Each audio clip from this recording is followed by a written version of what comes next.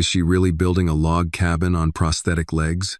Jonathan Hale lowered the binoculars from his eyes, but his gaze remained fixed on the hillside below. He handed them to Miguel Alvarez, the survey assistant who had worked beside him for nearly 10 years.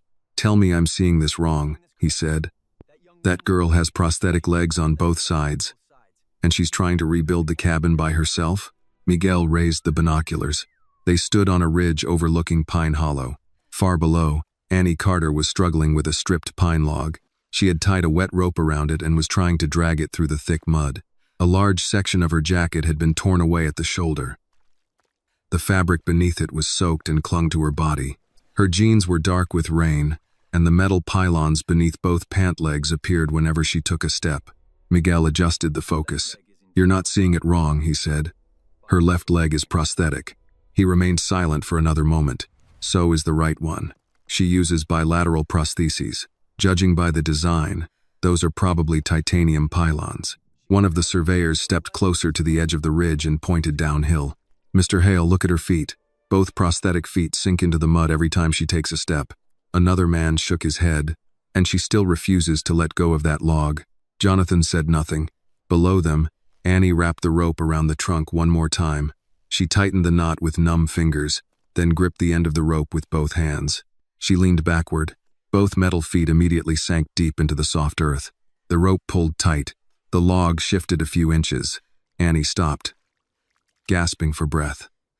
She bent down and used both hands to pull one prosthetic foot free from the mud. The thick earth clung to the metal foot, as though it refused to release her.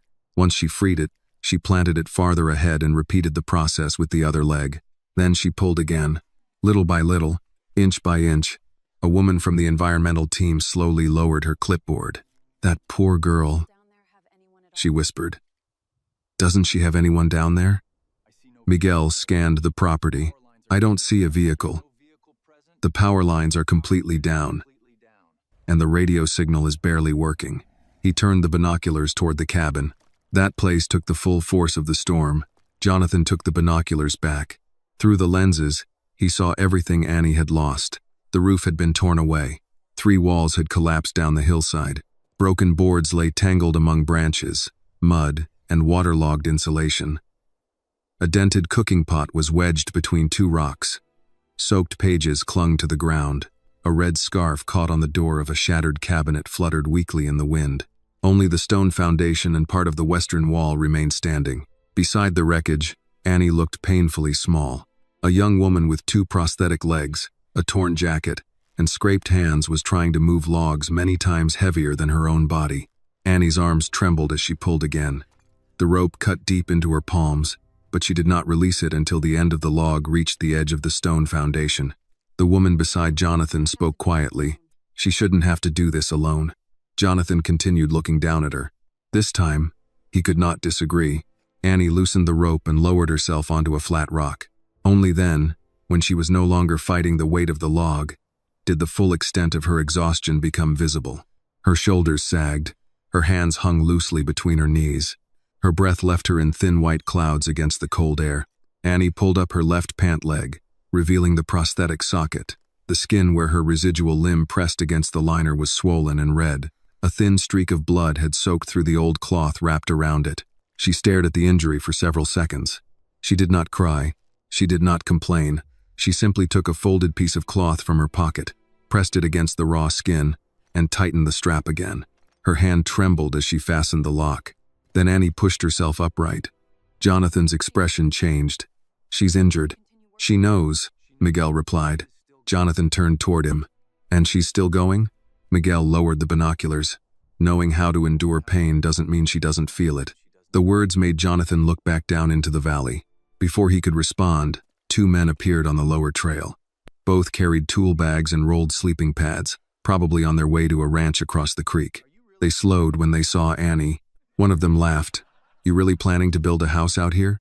Annie did not turn around immediately. She was holding a carpenter's square against the log and marking the place where it needed to be cut with a piece of charcoal. "That's the plan." The second man looked down at her metal legs and nudged his companion with an elbow. "With those prosthetics?" Annie continued drawing the charcoal line. "Mostly with my hands." The first man laughed even louder. You hear that? She's got an answer for everything. The other man called toward her. That frame would take a full crew all day. What are you going to do? Pull it up 1 inch at a time. Annie set the charcoal down. If that's what it takes, I'll pull it 1 inch at a time. The two men exchanged mocking smiles. The first dropped his tool bag and walked toward the rope. All right, move aside. Let me show you how this is actually done. Annie immediately raised one hand. Don't pull it. He kept walking. The anchor isn't secure, she said more firmly. If you pull now, the log will slide downhill. The man ignored her warning. He grabbed the rope, planted his feet, and yanked hard. The log immediately shifted sideways. One end buried itself deeper in the mud, throwing out of alignment the entire system Annie had spent nearly an hour arranging. Annie's jaw tightened. I told you to wait. The man released the rope and brushed off his hands as though the mistake had nothing to do with him. At least I got it moving. You moved it in the wrong direction. His companion laughed from the trail. Come on, Earl. She doesn't need help. She already knows everything. Earl picked up his tool bag. Suit yourself. He glanced down at Annie's prosthetic legs. But when the cold comes, don't expect anyone to come back and carry you out of here. Annie stood motionless. Her hands tightened until her knuckles turned white. But she did not answer. She knew that if she opened her mouth, her voice might break. The two men turned and walked away. Their laughter traveled along the trail before slowly fading into the wind. Annie watched them for several seconds. Then she bent over the displaced rope. No one on the ridge heard her sigh. No one saw her eyes redden with exhaustion, pain, and humiliation. She simply stood there alone, staring at the work a stranger had ruined because he refused to listen to her, because he believed that being stronger, older, and able-bodied meant he knew more than a young woman with prosthetic legs. On the ridge, one of the surveyors muttered, "They could have stayed and helped for 5 minutes." Miguel replied, 5 minutes from men like that usually costs her an hour of repairs. Jonathan watched Annie untie the rope. She had to begin almost from the start. She moved the anchor farther uphill, placed a flat stone beneath it, and wedged another piece of wood behind the log to keep it from sliding down the slope. Then she checked every knot. Once. Then again. She warned him, Jonathan said. Yes. And he still acted as though he knew better. Miguel handed the binoculars back to him. A lot of people hear a young woman give instructions and assume they have the right to ignore her. Jonathan said nothing. He remembered the man's voice. It had not been the voice of someone who genuinely wanted to help. It was the voice of someone determined to prove that Annie was incapable. Below them, Annie attached the rope to an old pulley secured between two wooden posts that were still standing. The system looked crude, assembled from whatever she had recovered after the storm: wet rope, stones used as counterweights, broken sections of beams, and a fallen pine serving as a support. But every part had a purpose. Miguel studied it closely. That isn't random. Jonathan looked at him. What do you mean? She calculated the pulling force. Miguel pointed downhill. See the second rope running toward the foundation? It keeps the log from swinging sideways as it rises. The pile of stones near the tree is the counterweight, and she placed the fulcrum close to the load to reduce the amount of force she needs. Jonathan followed each rope through the binoculars. You think she designed all of that herself? Miguel looked at the solitary figure among the wreckage. I don't see anyone else down there. Annie gripped the rope and began pulling. The pulley creaked weakly. The log slowly rose out of the mud. It began sliding toward the stone foundation.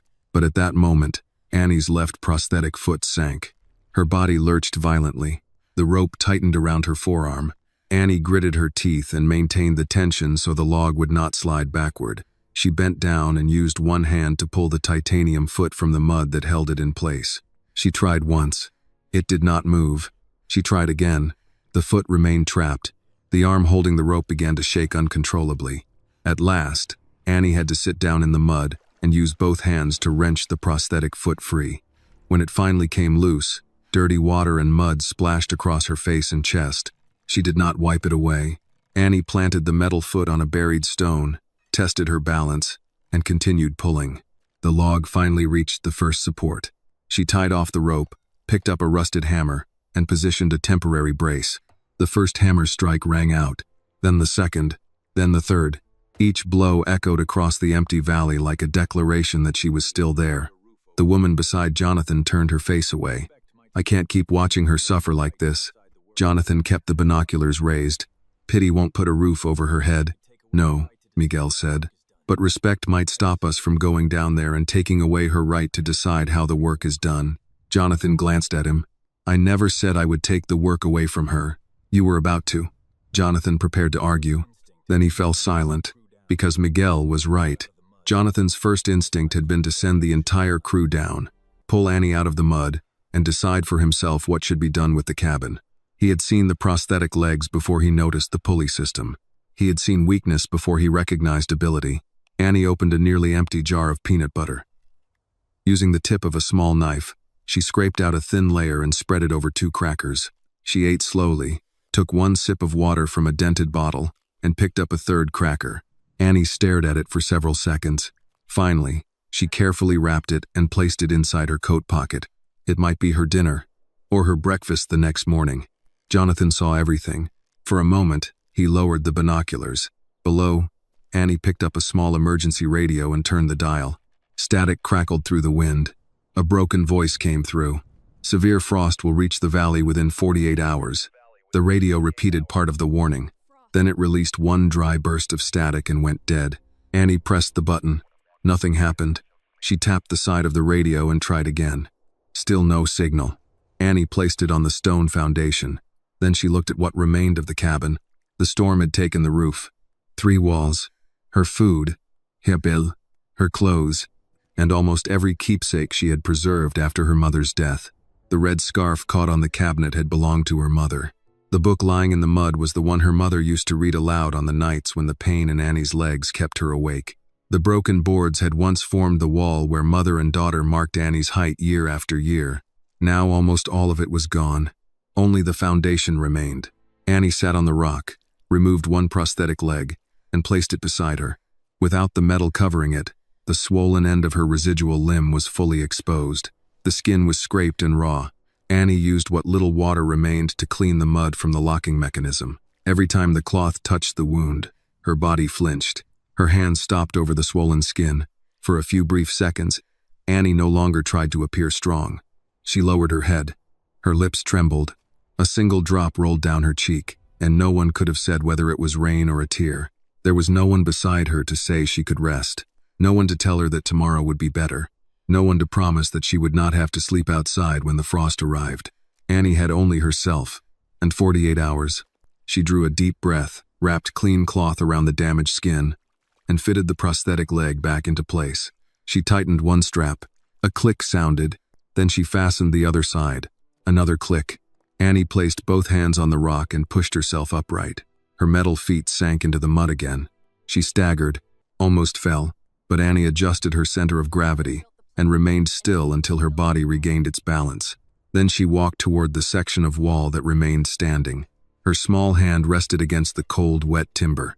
Annie looked down at the foundation her mother had once built stone by stone. "Mom built this place once," she whispered.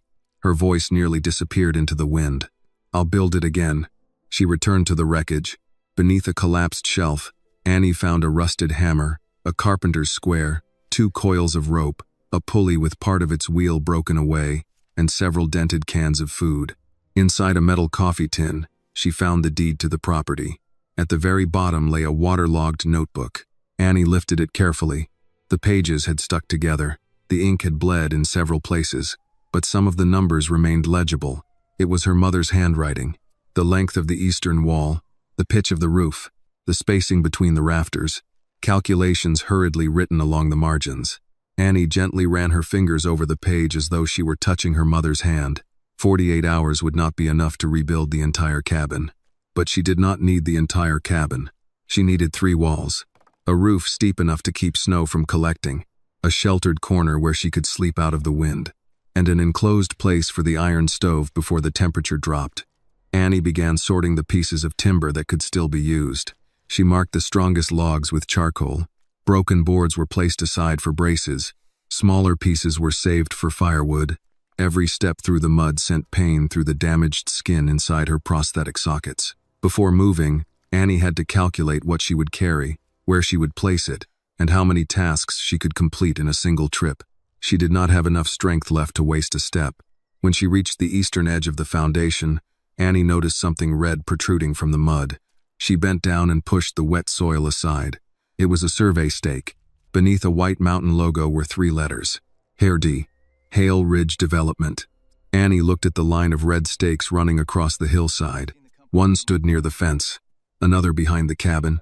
A third had been planted beside the only road leading out of the valley. She slowly turned her head toward the ridge. Jonathan lowered the binoculars.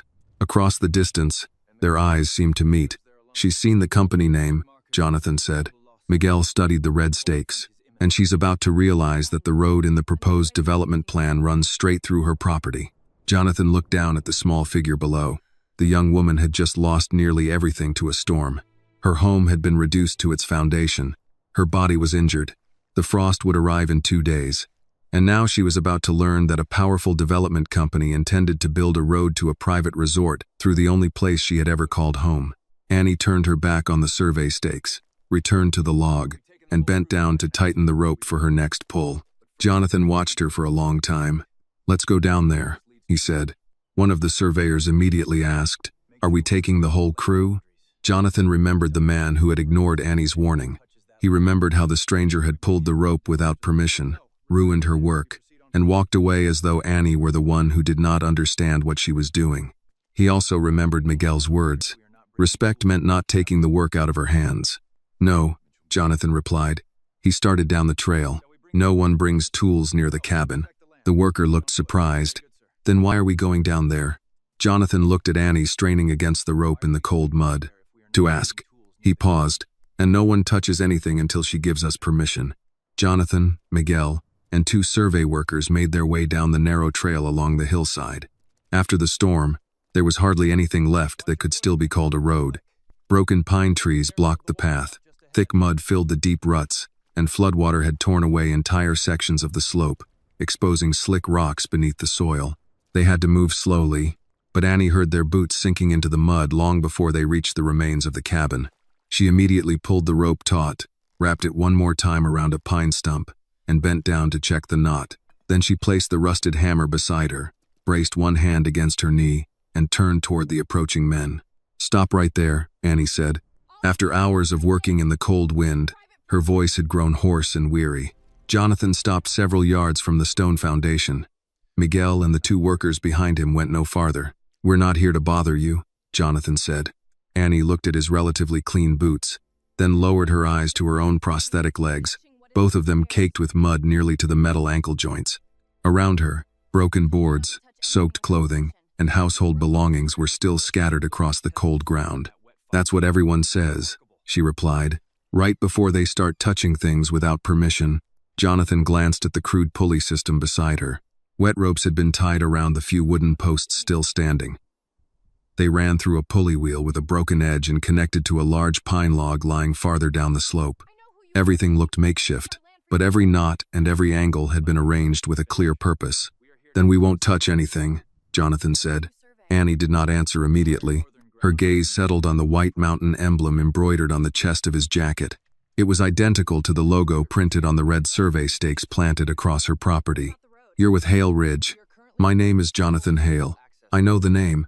The way she said it made Jonathan understand that his name offered no sense of safety here. Miguel removed his cap and held it against his chest. "I'm Miguel Alvarez. I supervise the survey team." Annie looked past them toward the off-road vehicles parked higher on the ridge. "What are you surveying?" Jonathan chose his words carefully. "The higher ground to the north. My family is considering building a private retreat." Annie studied him for several seconds. "And the road?"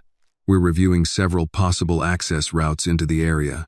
Annie pointed toward a red stake near the fence. "One of those routes comes straight through here." Jonathan turned and followed the line of markers across the hillside. From above, they might have looked like scattered red dots among the trees and rocks. But standing on the foundation of Annie's home, their direction was impossible to deny. The proposed road would cut across her property, pass through the fence, and lead directly toward the cabin. "I haven't approved any road through this property," Jonathan said. Annie looked him directly in the eyes. "But you approved enough for your people to drive stakes into the ground." One of the survey workers shifted the equipment case on his shoulder. Jonathan immediately raised a hand, signaling him to remain where he was. "May I see the notice the company sent you?" he asked. Annie said nothing. She had heard too many people speak in that same calm, reasonable tone. County officials, real estate representatives, Employees from land development companies. They always claimed they only wanted to inspect a few documents, ask a few questions, or clear up some minor information. But in the end, Annie was always the one forced to prove that she had the right to remain. An 18-year-old girl had been made to explain again and again that the little cabin in the valley was truly occupied, that the land had not been abandoned, that she was not trespassing on the very property her mother had left behind. Annie turned and walked toward the crooked wooden table that remained near the stove.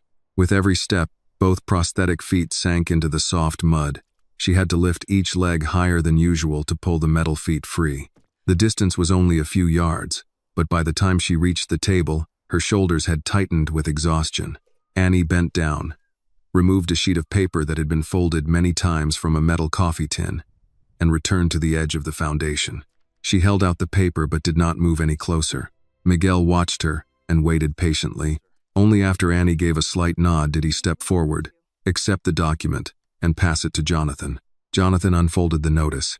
It described Annie's land as a residential property that was potentially no longer in active use. Below that were paragraphs concerning an access route study, a property assessment, and possible relocation assistance. Annie Carter's name appeared near the bottom of the page. It was printed so small that it was nearly swallowed by the dense legal language surrounding it. Jonathan read the notice once, then he read it again. You cannot describe a home where someone is living as a property that is no longer in use. Annie folded her arms across her chest. But your people did. Do you have the deed to the property? Annie's expression immediately hardened. Are you asking whether I have the right to stand on the foundation of my own home? No. Jonathan answered immediately, holding her gaze. I'm asking because the information in this notice may have been falsified or incorrectly recorded. Annie studied him for a long moment. Perhaps she was trying to decide whether he genuinely wanted to understand what had happened or whether he was simply searching for another reason to challenge her ownership. At last, Annie returned to the coffee tin. She removed a bundle of documents carefully sealed inside a clear plastic bag. Of everything the storm had left behind, those papers were what she had protected most carefully. Jonathan removed his hat before accepting them. The deed clearly identified Annie Carter as the legal owner of the 8-acre property in Pine Hollow. There was no dispute, no co-owner, no reason whatsoever for the property to have been classified as abandoned. Jonathan immediately handed the documents back. This land is legally registered in your name. I know. The anger had disappeared from Annie's voice. Only exhaustion remained. It sounded as though she had been forced to say those words to far too many people, and every time she said them, she was once again required to prove that what her mother had left her truly belonged to her. Jonathan looked down at the notice in his hand. What I mean is that my company should have known too. Annie placed the documents back inside the metal tin and closed the lid tightly. Your company knew enough to measure every inch of it. Jonathan had no answer. Miguel turned his attention to the lifting system. He did not step onto the foundation or bend down to touch any of the ropes. Miss Carter, he said, your system is very well designed, but the upper anchor point has shifted. Annie looked toward it. It held the last beam. It did. But the next log is longer and heavier. The ground around that stone softened during the storm. If you pull again, the anchor could slip. Annie walked to the rock. She pressed her left prosthetic foot beside it to test the ground. The soil immediately gave way slightly beneath her. She looked at Miguel. Where would you place the anchor? Miguel pointed toward the northern corner of the foundation. There may be a larger foundation stone beneath that soil. If we expose it, you could run a second rope through the pulley and secure it to the stone. Would that change the pulling angle? Possibly. I won't know for certain until I see the size and position of the stone. Annie bent down and picked up a shovel with part of its handle broken away. She had barely pushed it into the wet soil when Jonathan stepped forward. Let me do that. Annie stopped immediately. You can ask first. Jonathan froze. That one sentence was enough to make him realize that he had just repeated the very behavior she had been guarding against.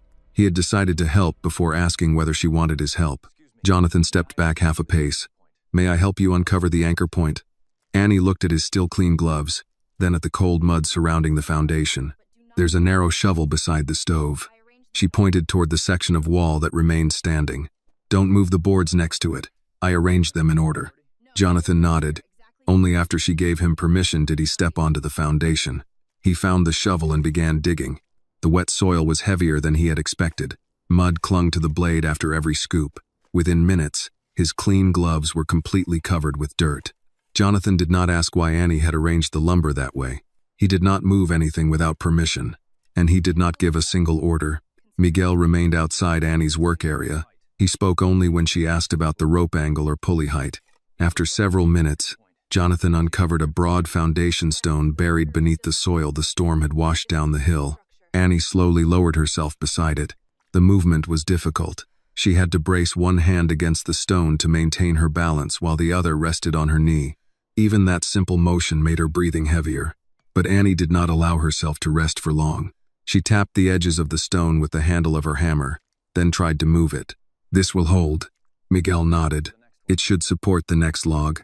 Jonathan looked down the slope. Dozens of logs were still scattered through the mud. Some had been carried far from the foundation by the floodwater. Only a handful of boards remained intact enough to be reused. "How much are you hoping to finish before the frost arrives?" he asked. Annie began threading the rope around the stone. "Enough to keep the wind from blowing directly into where I sleep." Jonathan looked at the place where the roof had once been. "You have less than 2 days. I heard the forecast. We have emergency tents, heaters, and dry food farther up the ridge. You could stay there until the road is cleared." Annie kept her head lowered as she worked. "I'm staying here. You could come back afterward." Her hands stopped. Annie looked at the red stakes surrounding her property. "And when I return, will I find another notice saying no one lives here?" Jonathan could not answer. Annie lowered her head and continued threading the rope. She understood that if she left, there might be no one standing there to prevent the red stakes from advancing farther across her land. Miguel knelt near the pulley but kept both hands away from it. "The wheel is cracked," he said. "It may survive a few more lifts, but the broken edge will wear through the rope quickly." "We have a spare pulley in the vehicle," one of the survey workers said. Annie turned toward him. "How far away?" "About a mile uphill." "Bring it down," Jonathan said. The worker had just started to turn when Annie stopped him. "I haven't agreed to let the entire crew become involved." The man stopped. Jonathan looked at her. "It would only be one pulley. Then it will be rope." Annie braced both hands against her knee and slowly pushed herself upright. She brushed mud from her pants, even though she knew it would cover them again within minutes. After that, it will be lumber, machinery, and 10 more people coming down the hill. She looked directly at Jonathan.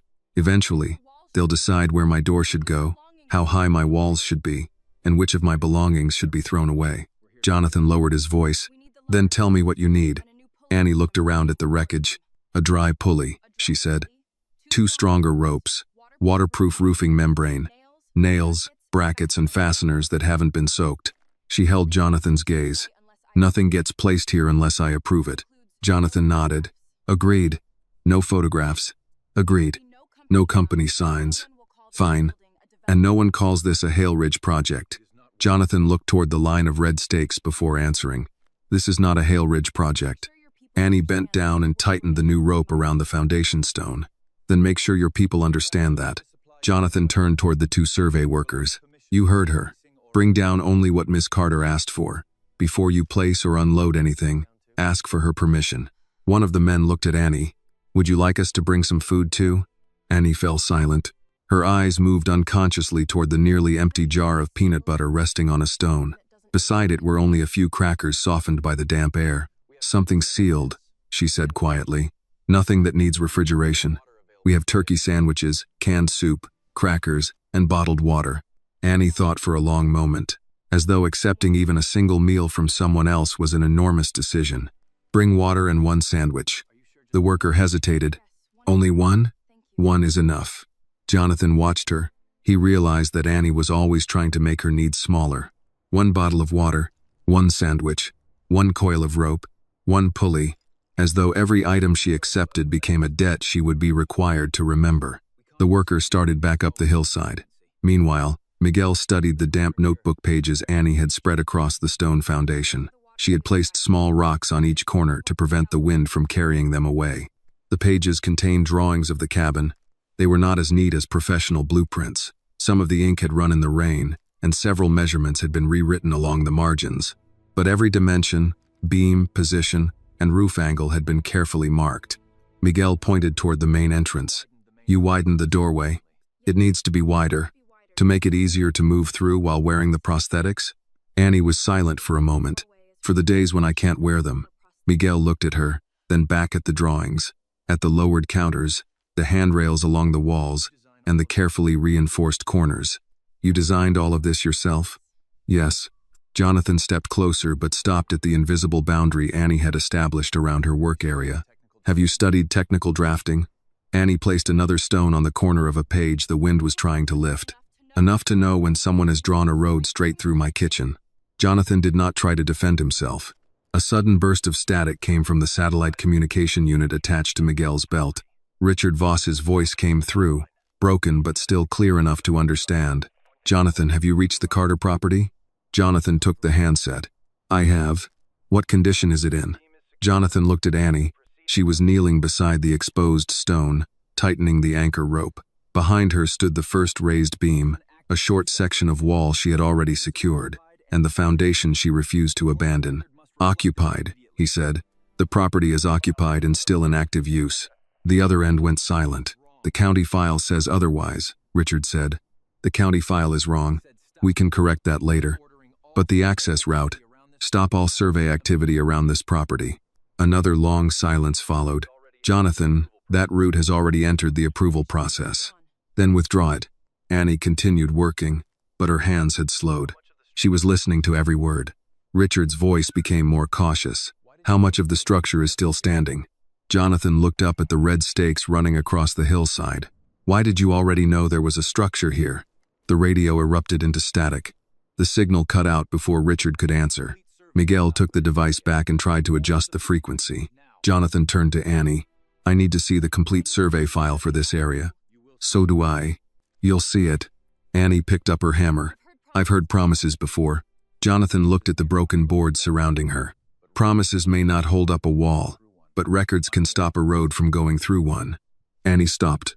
For the first time since the men had arrived, some of the suspicion in her eyes softened, not because she trusted Jonathan, but because he had finally spoken about something specific that could be done instead of offering another beautiful but empty reassurance. Annie checked the brace, tested the rope, and looked toward him. Hold the loose end of that line. Jonathan immediately moved into the position she indicated. Don't pull until I tell you. I won't. Annie adjusted the pulley, checked the anchor one more time, and wrapped both hands around the main rope. Her prosthetic feet had already sunk deep into the mud. She had to shift each one onto a small rock to create a stable base. Her shoulders trembled from cold and exhaustion, but her eyes remained fixed on the beam. Only pull when I count to 3, she said.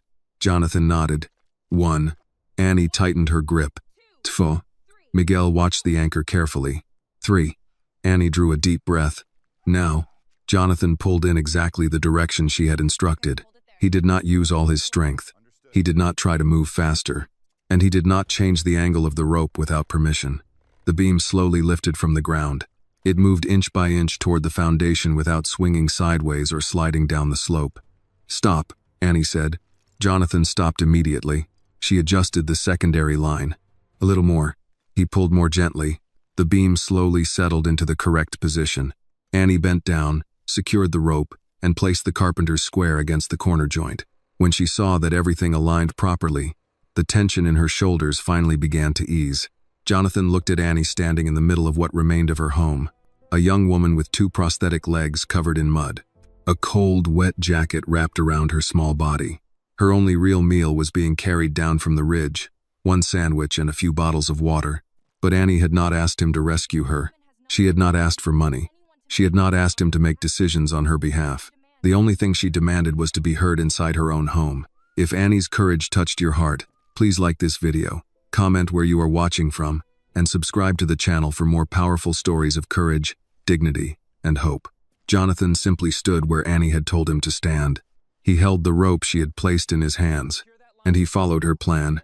At last, he understood that this might be the kind of help Annie needed most. Not someone who arrived and took the work out of her hands, but someone patient enough to remain beside her, listen, and ask, Annie, what do you want me to do?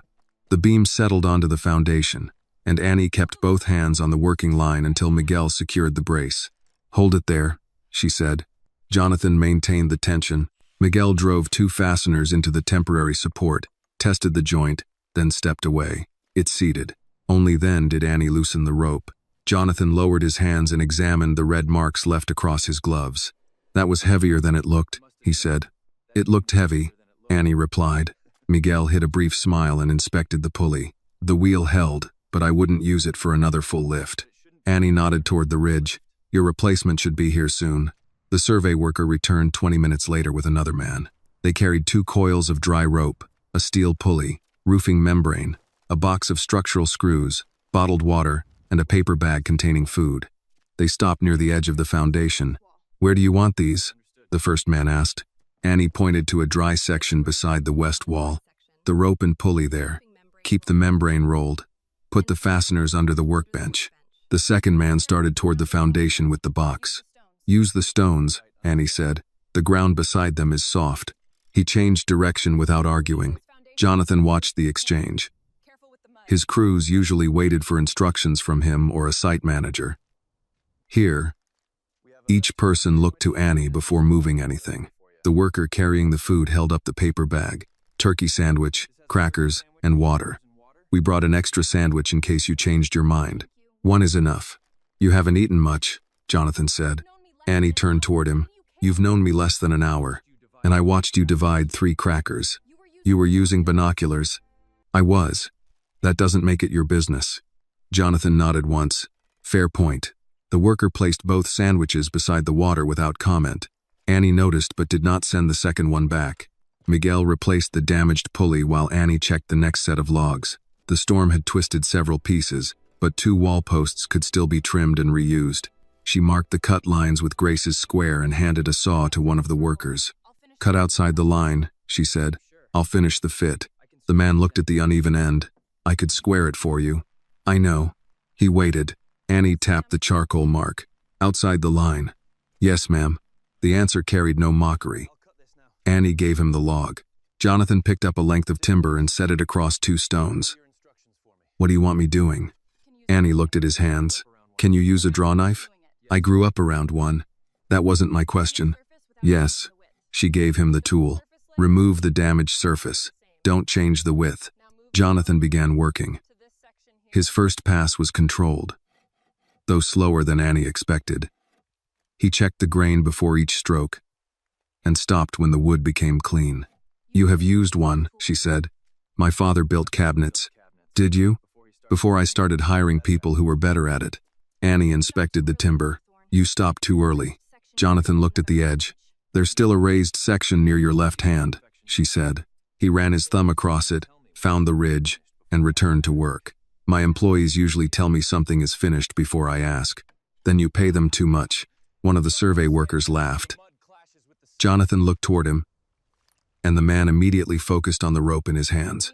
No, Jonathan said. She may be right. The group worked through the afternoon. Annie measured each joint and decided which damaged pieces could be saved. Miguel checked load points and asked questions rather than offering instructions. What carries the north side? He asked. The old foundation stones and 2 replacement posts. Why not reuse the original posts? The lower ends stayed wet overnight. They'll weaken. What roof pitch are you planning? Steeper than before. Snow won't sit as long. Miguel nodded. That will also reduce the width of the upper storage area. I don't need upper storage. Jonathan glanced toward the surviving west wall. You're changing more than the roof. I'm correcting things that never worked. Annie showed them where the new door would go. It was wider than the original opening and closer to the graded path. This lets me get inside without turning sideways, she said. The counter will be lower. Storage stays near the floor. The sleeping platform will have open space beside it. For a wheelchair? Miguel asked. For days when the prosthetics aren't practical. Jonathan looked at the unfinished frame. You designed the whole cabin around how you actually live. That's what houses are supposed to do. The words stayed with him.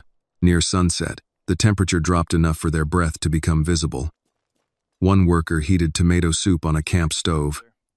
Another passed around turkey sandwiches and paper cups. Annie sat on a timber near the foundation and ate half of her sandwich. Miguel offered her coffee from a steel thermos. No, thank you. Water is fine. Jonathan poured coffee for himself and sat on an overturned bucket. No one brought him a chair. He did not ask for one. The group spoke less while eating. The steady work had replaced the awkwardness of their arrival. Annie listened to the workers discuss blocked roads, damaged fences, and power crews moving north from Hamilton. No one asked why she lived alone. No one asked whether her legs hurt. That restraint mattered more than Annie expected. Jonathan finished his coffee and nodded toward the structure. What has to be done before dark? Raise the second wall. Brace it. Cover the supplies. Then everyone leaves the foundation. You're planning to stay under the tarp again? Yes.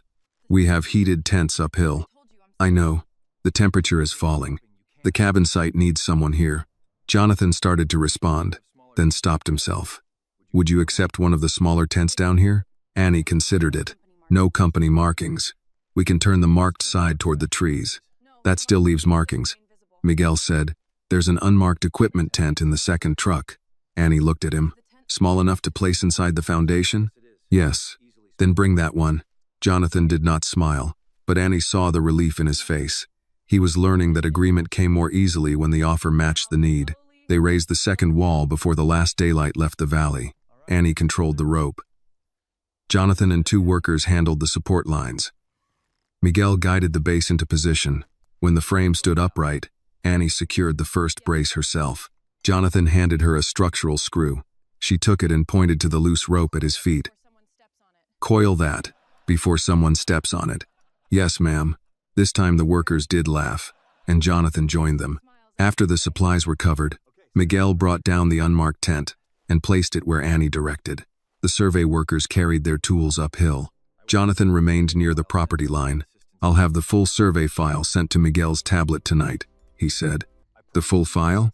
Every route, revision, approval, and property note. Annie wiped soil from Grace's square. I'll know if something is missing. I believe you. Jonathan followed the others up the slope. When the engine sounds faded, Annie carried the weather unit into the tent and opened the survey packet already stored on Miguel's field tablet. 5 numbered pages appeared in sequence. 1, 2, 3, 5, 6. Annie checked again. Page 4 was missing. She looked through the tent opening toward the red stakes crossing the hillside, then reached for the coffee tin containing her deed.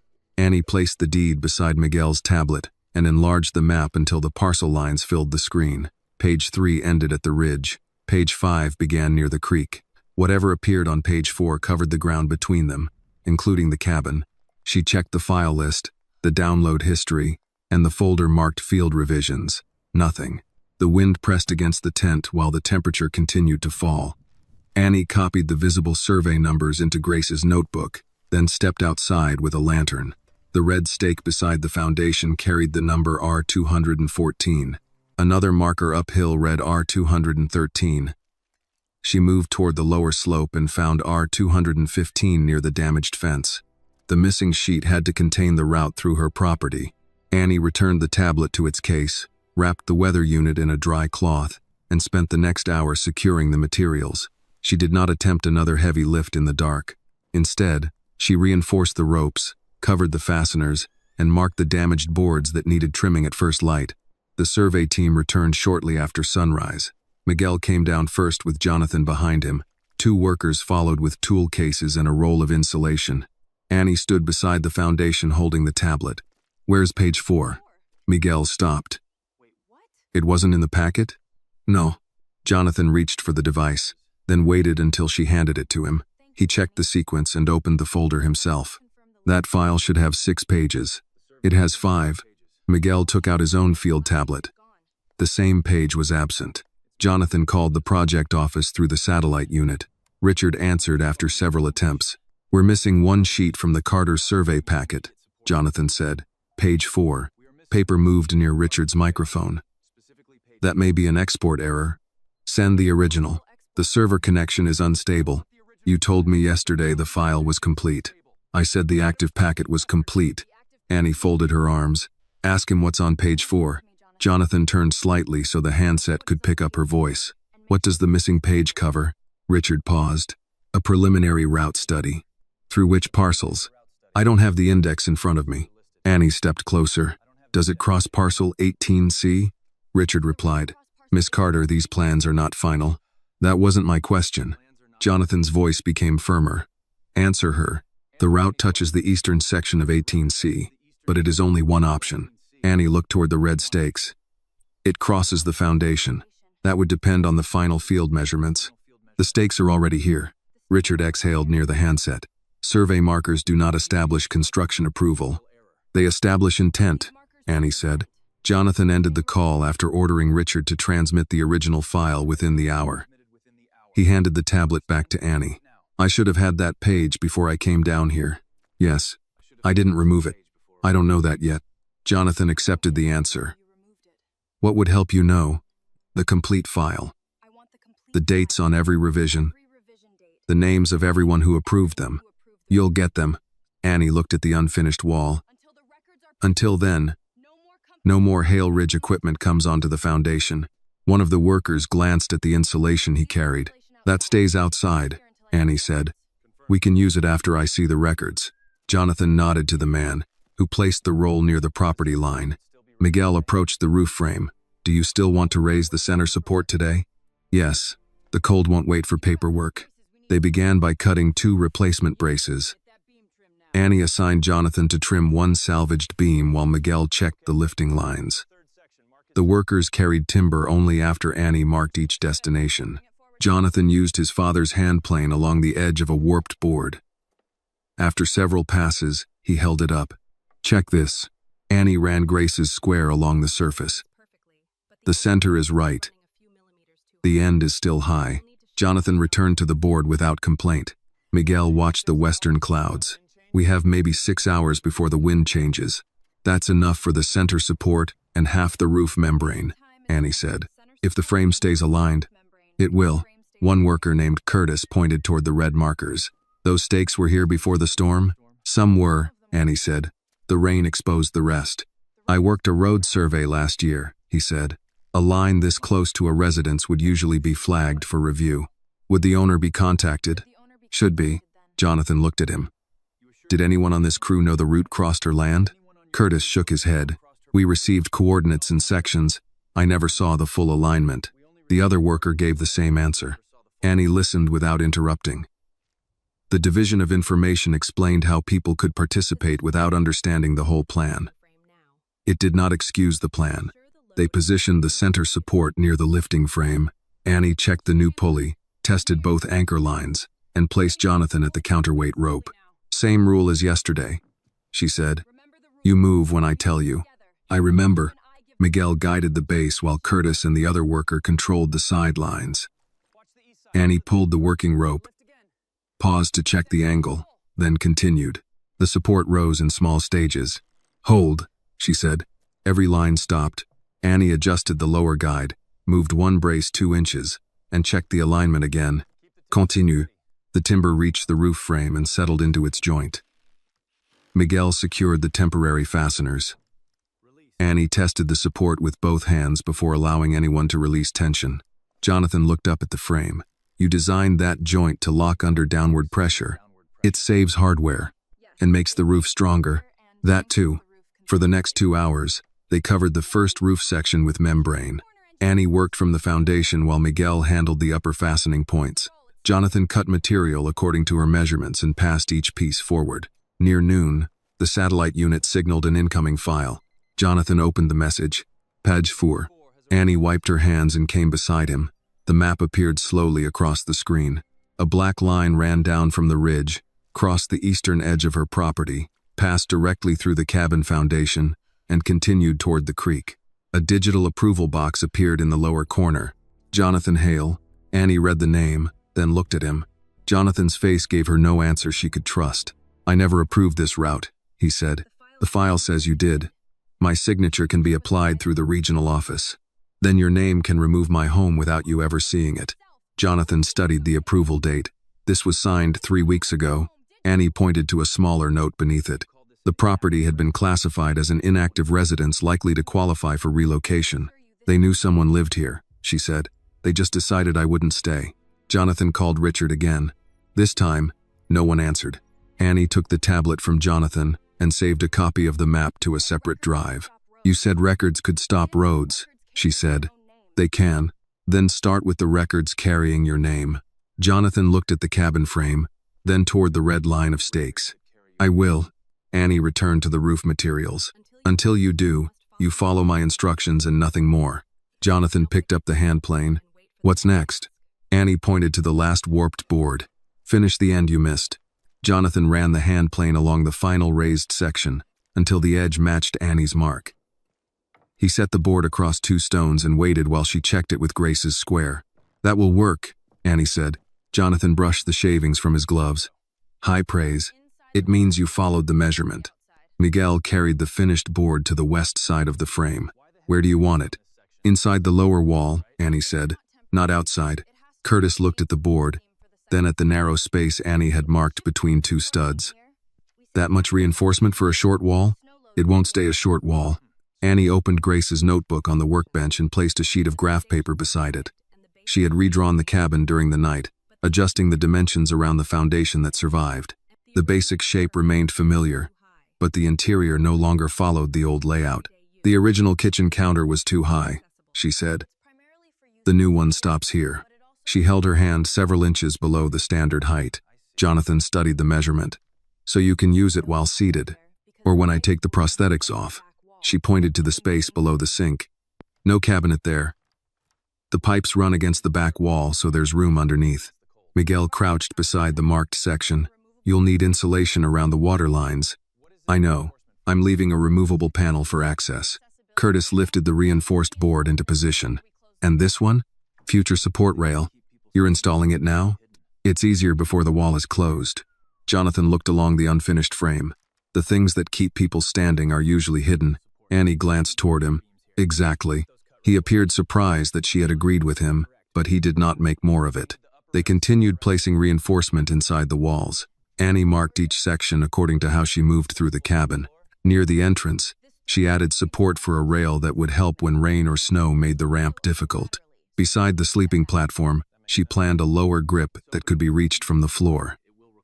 The bathroom entrance had no raised threshold. The kitchen drawers would open from the side instead of requiring her to step backward. Jonathan studied the wider front opening. That door will need a custom frame. It needs 38 inches of clear space. 36 would meet most standards.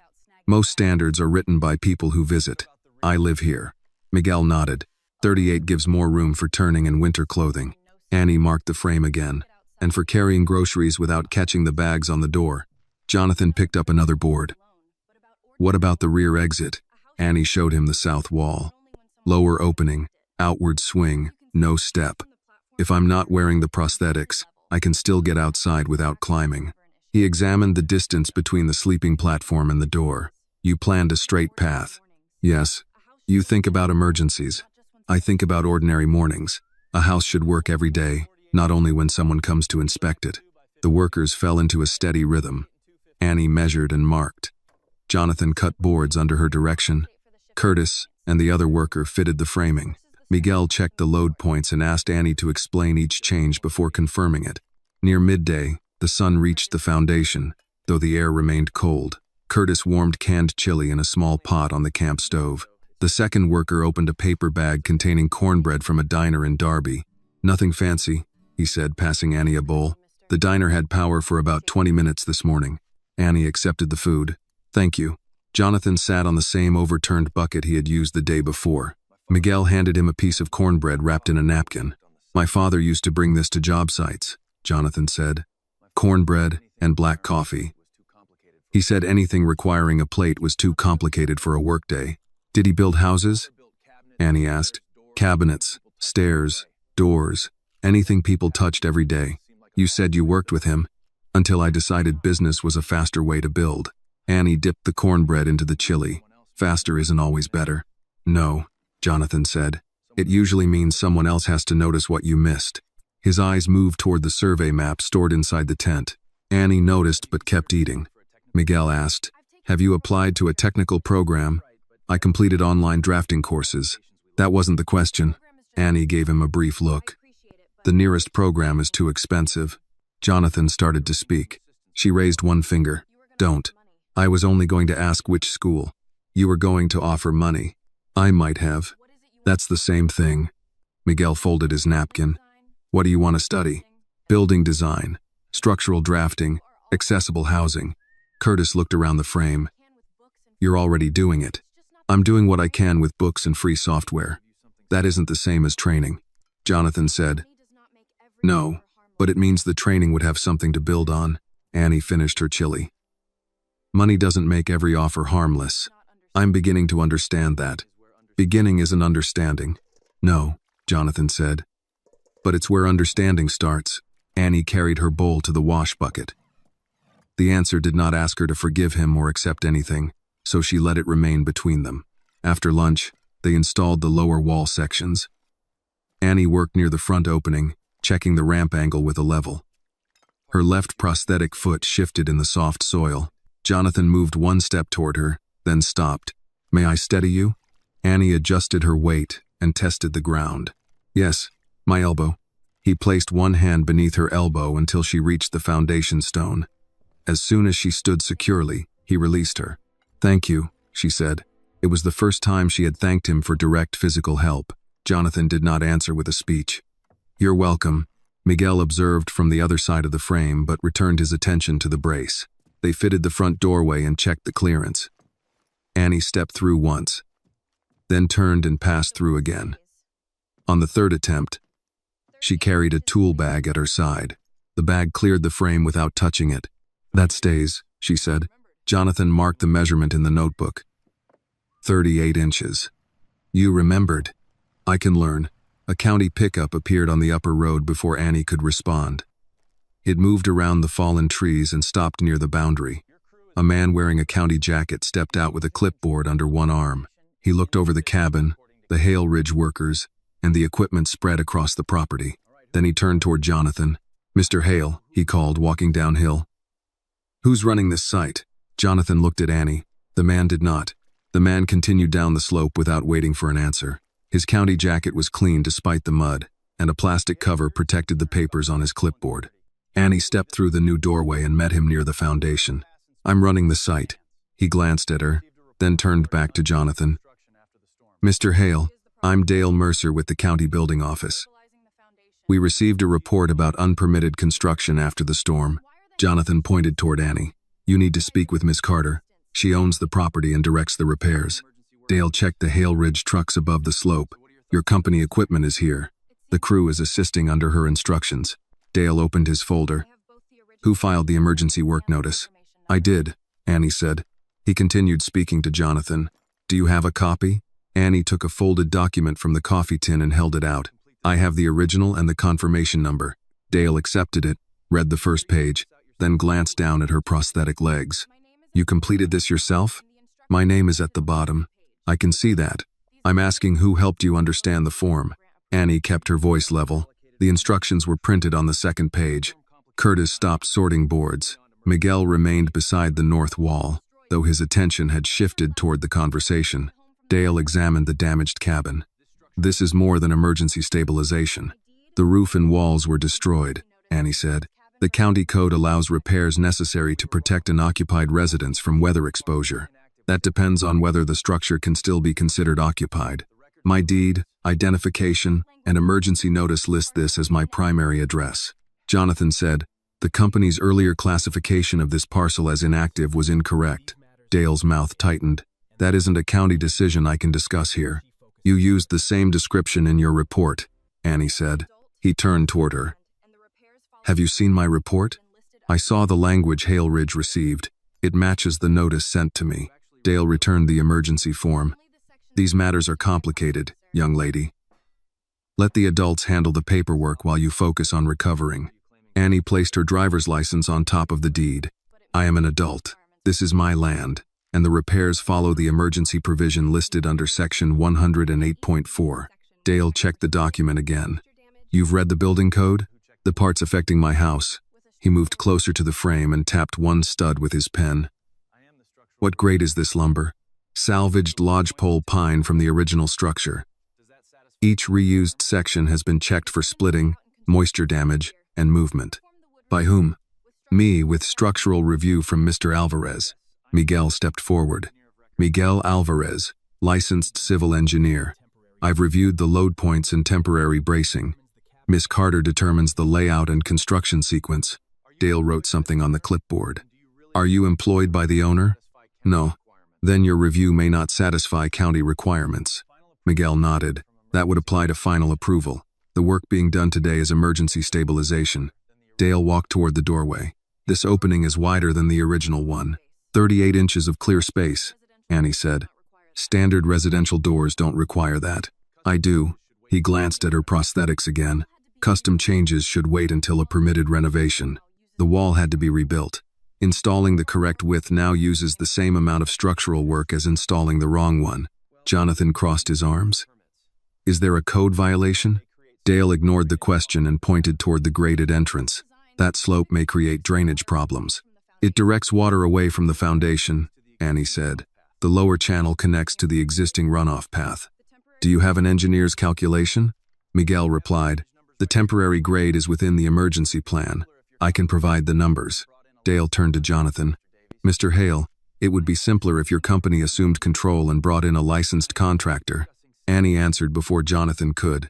My house is not simpler when someone removes me from the decisions. I'm discussing safety. Then discuss it with me. Dale finally faced her directly. All right. Your access road is blocked. The well has not been inspected. Your electrical connection is damaged. The heating system is incomplete, and the structure lacks a sealed roof. Under those conditions, I can issue a stop work notice. If you stop the work, the roof remains open when the frost arrives. That is why relocation may be the practical option. Jonathan said. Dale's expression changed. I'm not involved in your road negotiations. Then why did you mention them to me before speaking with the owner? I mentioned no negotiation. You said the problem would be easier if she accepted relocation. Annie watched Dale close the folder. He had expected Jonathan to support him. Instead, the conversation had moved somewhere he had not prepared to go. Dale checked his watch. I'm issuing a conditional inspection notice. The roof membrane must be secured. The north wall must have permanent bracing, and the temporary heater must meet clearance requirements by 9 tomorrow morning. Annie held out her hand. Put every condition in writing. He removed a form from the folder and began filling it out. Jonathan said, Can those requirements be completed safely within that period? Miguel answered, Yes, if the weather holds and the work continues. Dale tore off the yellow copy and gave it to Annie. I'll return at 9. If the site fails inspection, all construction stops until a full permit review. Annie read each line before folding the paper. You left out the fire access concern. That remains under review. Write that down too. Dale pressed his lips together, added the note, and initialed it. As he started uphill, Jonathan followed him several steps. Who told your office this property was inactive? Dale kept walking. Check with your regional project director. Did Richard Voss contact you? Dale stopped but did not turn. You should speak with your own people. Did he contact you? I have other storm sites to inspect. He continued toward the truck. Annie waited until the engine faded beyond the ridge, then unfolded the notice again. He gave us the same deadline as the frost. Miguel examined the north wall. The bracing can be completed. The roof membrane will take the rest of the day. Jonathan looked toward the missing survey page on the tablet. Richard knew Dale was coming. Annie placed the notice beneath a stone. Knowing isn't enough. We need proof. Jonathan took out the satellite handset. I'll request every message between the county and Hale Ridge. No private summary, Annie said. I want copies. You'll get copies. She handed Curtis a board and pointed toward the north wall. Set this beside the third stud. Don't fasten it yet. Then she turned to Jonathan. You're on roof material. He glanced upward. Giving orders immediately after a county inspection? The weather didn't attend the inspection. Jonathan picked up the membrane roll. Miguel moved beside Annie as she checked the brace marks. Your left step is shorter than it was this morning. I know. Do you need to sit? Not yet. He did not argue. Tell me before not yet becomes too late. Annie nodded and marked the first fastening point. Above them, Jonathan unrolled the roofing membrane exactly where she had instructed. No one mentioned Dale's comments again, but the effect remained in every measured board and every recorded photograph of the work. By mid-afternoon, the north wall had 2 permanent braces. The first roof section was sealed. Annie reviewed the inspection notice once more and noticed a reference number written near the bottom. It matched the prefix on the missing survey sheet. She carried the paper to Jonathan. This inspection wasn't opened because of the storm, she said. He compared the numbers and understood. The file existed before last night. Annie folded the notice and placed it with her deed. Then someone was preparing to remove this house before the wind ever reached the valley. Jonathan photographed the reference number on Dale's notice and sent it to Hale Ridge's compliance office through the satellite unit. The message took several attempts to leave the valley. Annie returned to the north wall. How long before they answer? If they answer honestly, not long. That wasn't what I asked. Jonathan put the handset away. I don't know. Annie accepted that more readily than another promise. She checked the braces, then looked toward the line of red stakes extending below the eastern fence. We can't wait for your office, she said. The markers have their own record. Miguel understood first. Every survey stake should carry a route number and station measurement. Annie picked up Grace's notebook. Then we follow them. Jonathan looked at the roof. Dale returns at 9. The membrane is secured over the sleeping section. Curtis can finish the edge fastening while we check the lower line. Curtis nodded. We'll stay with the plan. Annie placed a bottle of water and a small wrench in her jacket pockets. Miguel offered her one of the walking poles from the survey equipment. She tested its length. This tip will sink. Miguel replaced it with a wider mud basket. Better? Yes.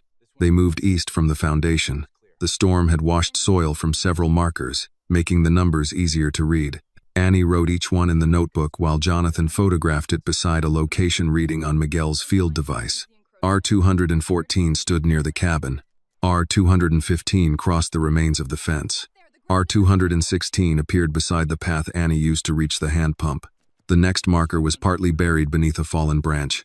Jonathan moved toward it. Wait, Annie said. He stopped. The ground drops near the creek. Test it before putting your weight there. Miguel used the pole to check the soil. The upper layer gave way, revealing a narrow washout beneath the grass. Jonathan stepped around it. You knew that was there? I know where the water runs. They cleared the branch and found R217. A small metal tag beneath the red paint carried the same prefix as Dale's inspection reference. Miguel compared it with the yellow notice. This isn't a general county file number. It's tied to this route. Jonathan's jaw tightened, which means someone shared project information with Dale's office before the storm. Annie continued downhill. Or Dale helped create it. The markers led across the narrow path to the pump, then turned toward the creek. Annie stopped when she saw where the next stake had been driven. It stood inside the corner of the small garden Grace had maintained beside the cabin. Most of the fence was down, but several rows remained visible beneath leaves and broken boards. Jonathan checked the field device.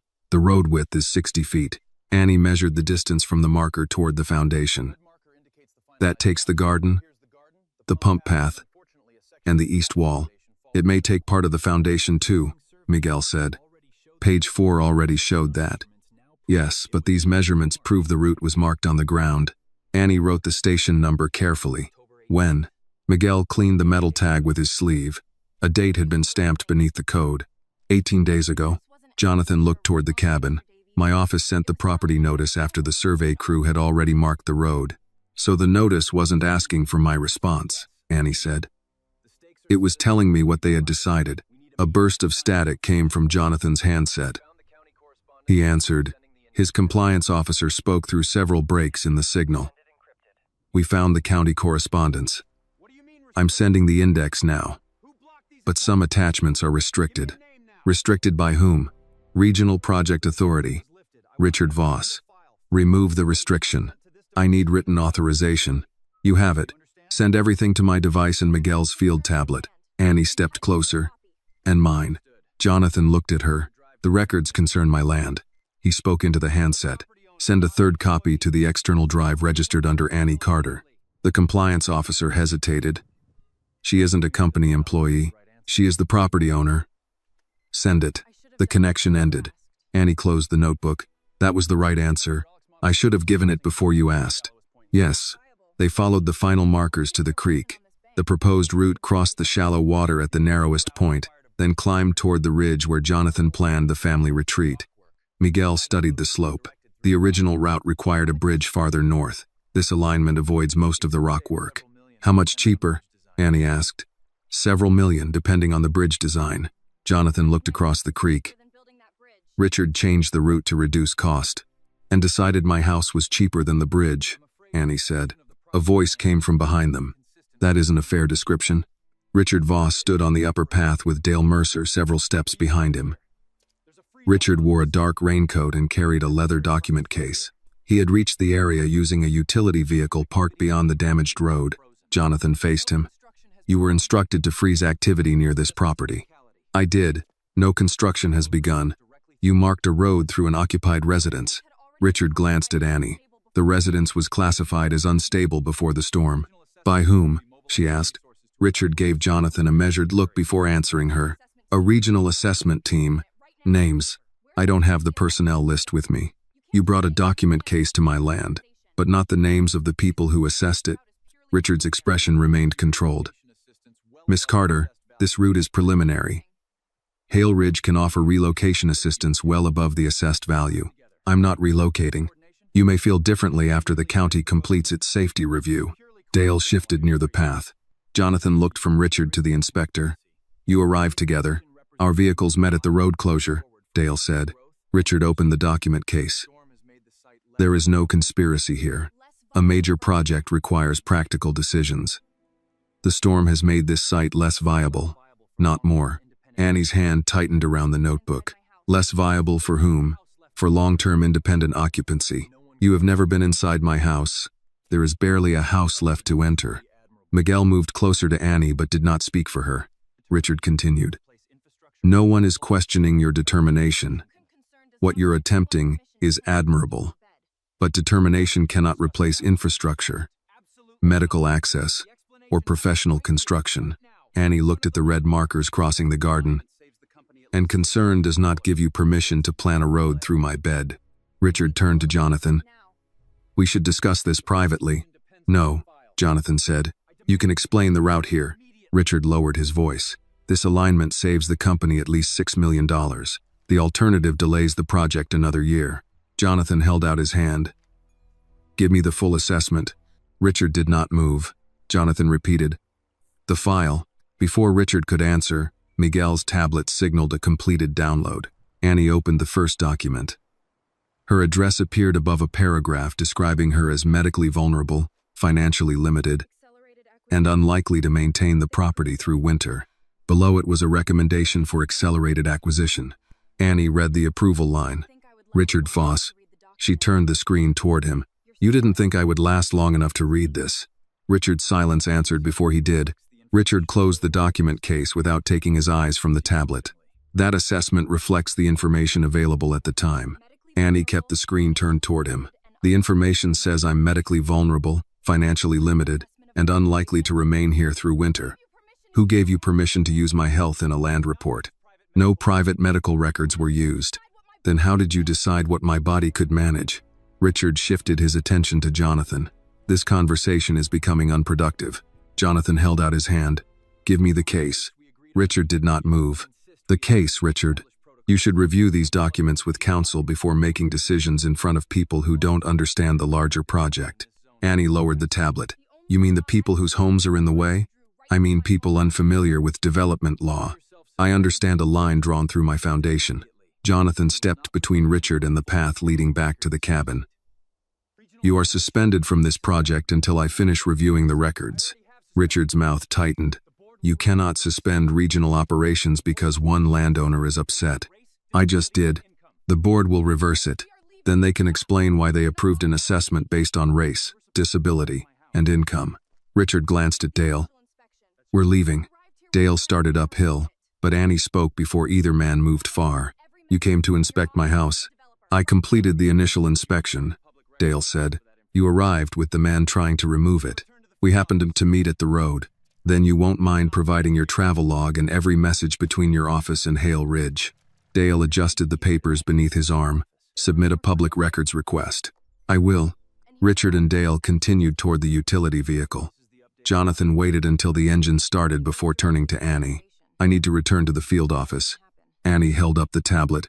"We haven't finished. The records may be easier to access from there. There are more files here."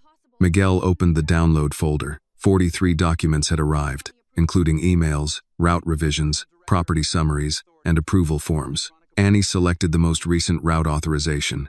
The first page repeated the same black line crossing her land. The second listed estimated savings of $6.2 million. The third recommended accelerated acquisition before winter conditions made the site difficult to evaluate. At the bottom was an electronic approval. Jonathan Hale. Annie enlarged the signature. Jonathan moved beside her. I didn't sign that. It has your name. Richard has limited authority to apply my electronic approval after legal review. Was there legal review? I don't know. You keep saying that, because I won't lie to you. Annie scrolled to the approval history. The document had been processed through Jonathan's executive account 3 weeks earlier. A verification code showed no manual review after submission. You built a system where your name can approve taking someone's home while you're somewhere else. Jonathan read the code. Yes. The answer surprised her. He did not blame Richard or the software. He did not claim the signature was meaningless. Annie opened another file. It described her cabin as a deteriorating structure with a low likelihood of continued occupancy. A note recommended approaching the owner after severe weather or medical disruption, when resistance might be reduced. Miguel's expression hardened. This was written before the storm. Jonathan read the author line. Richard's office. Your office, Annie said. My company. Your name. Yes. She turned toward the cabin.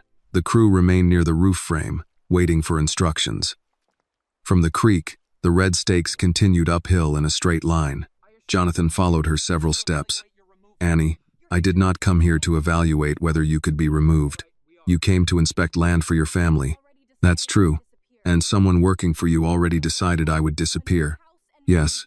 You offered me a hotel, a new house, money. You kept asking me to leave before you admitted the road came through here. I didn't know about the route. Annie faced him. That does not make me safer. Jonathan stopped. The wind moved through the damaged trees. Behind them, the loose edge of the roof membrane struck the frame in a steady rhythm. Miguel said, Annie, the temperature is dropping. We still need to finish the north brace. She looked at him. You knew page 4 was missing. I knew the packet was incomplete. I did not know what the page contained.